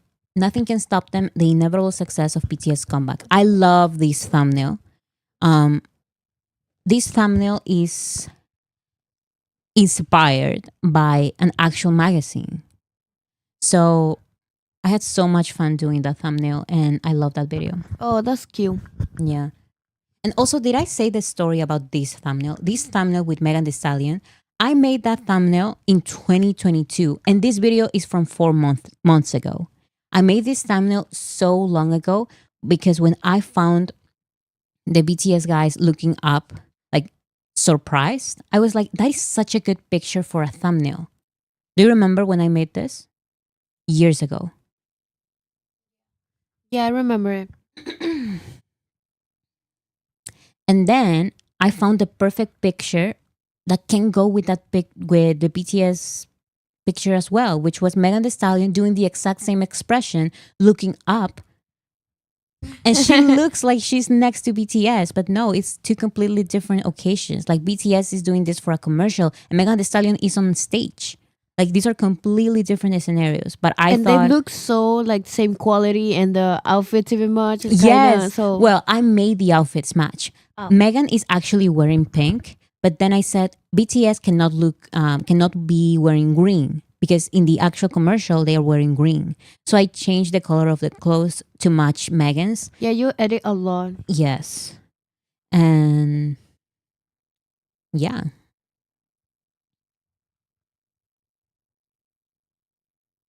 I also like the problem with the masterminds behind BTS. I like performers versus artists. I like all of this. These are my favorite videos. Okay, so before we go, what are you guys' favorite Brazil magazine videos? Just name one. What is your favorite? We're naming them and then we're going. Someone said, "What kind of color changing witchcraft is this?" That is hilarious. It's just Photoshop. Like you can just select the clothes and then you change the color. Yeah, that's hilarious.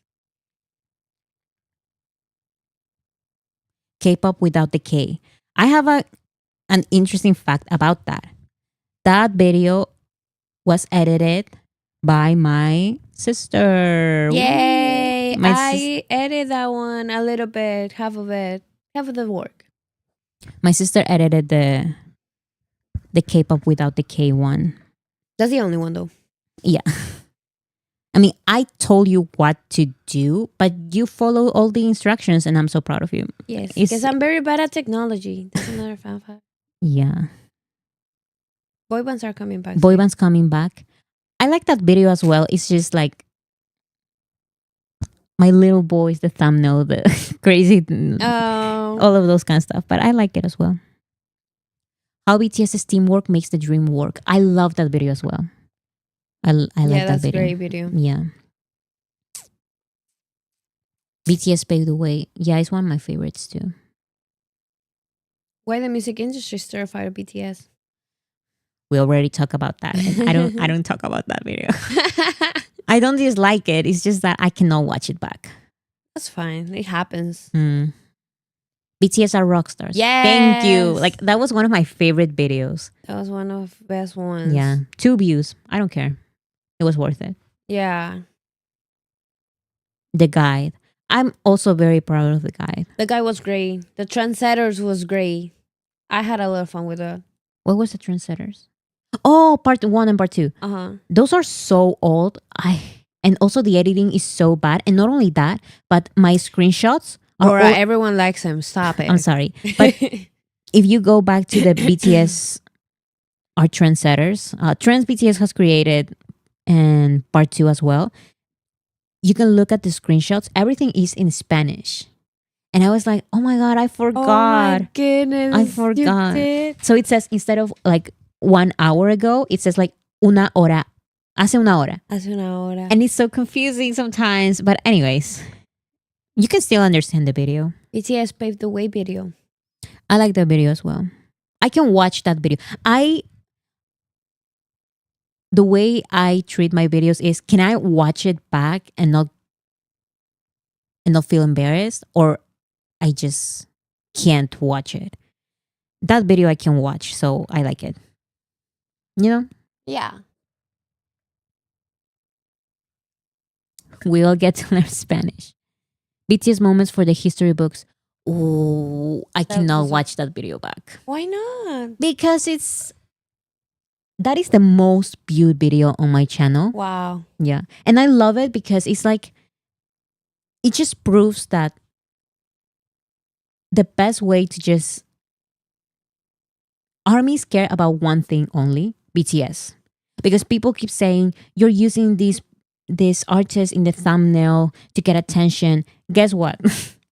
The video with most views has only BTS on the channel. On the thumbnail.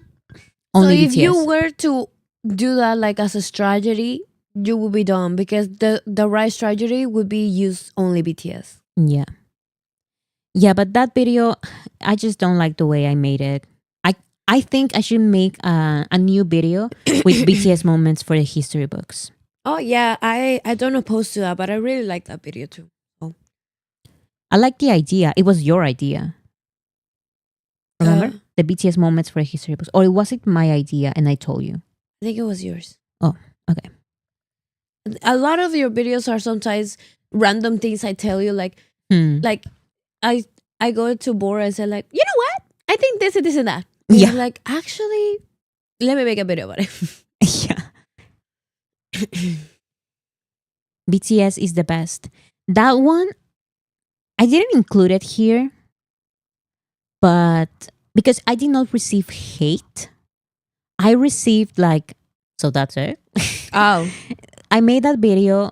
It's called BTS is the best, not just in my opinion. Not just in my opinion in parentheses. And it's basically just, that video is not exactly a video essay. That video, I made it in a moment when I was tired. Because for years, I would make like argument after argument and thesis statement and supportive arguments and this proof and trying to be logical. And you know what? At the end of the day, BTS is just the best, and that is. Yes. It's not, at this point, it's not just an opinion. Sometimes I don't have to bring receipt after receipt. We just need to think a little bit about it and come to the conclusion that BTS is just the best. So I made that video like, I'm tired and I just want to say, why can I not say? Because I remember that back in the day, and I think I mentioned it in a video. I was just so tired of having to say again and again, I'm not saying that BTS is the best there is, even though I believe it. I just want to be like peaceful and I want everyone to not be mad or whatever. I was just tired. I was just like, you know what? I do believe that BTS is the best, and I think it's not just an opinion. I remember when I told you. I remember when we had that discussion about it. Like we discussed about that, and we were like, how are you gonna deny this and this and this fact? Like, how can you deny this? And sometimes, because of the audience and stuff like that, I have to be like careful, and I have to be like, I'm not saying this, I'm just saying this other thing. I'm not implying that BTS is better than everyone else. And at one point I was just like, I'm tired.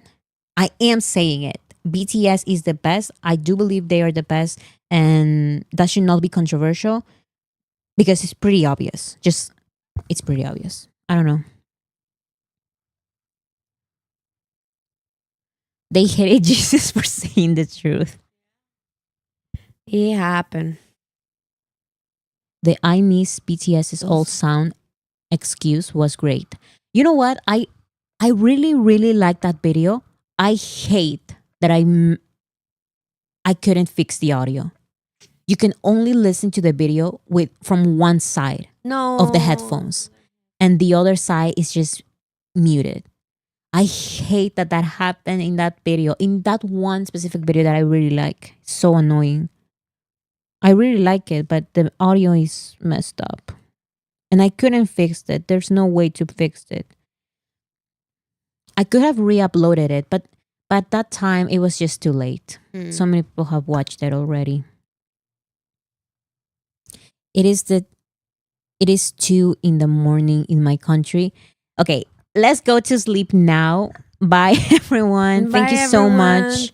I hope everyone had fun. It was a fun conversation we had today. And remember, we're going to be back next Friday. Next Friday, as always. any future ranking videos. Next video comes out tomorrow night or the day after tomorrow. And it's about, what is it about? I've told you about it. Yeah, tell It's me. very fun. Why did I forget? You have been doing it all day.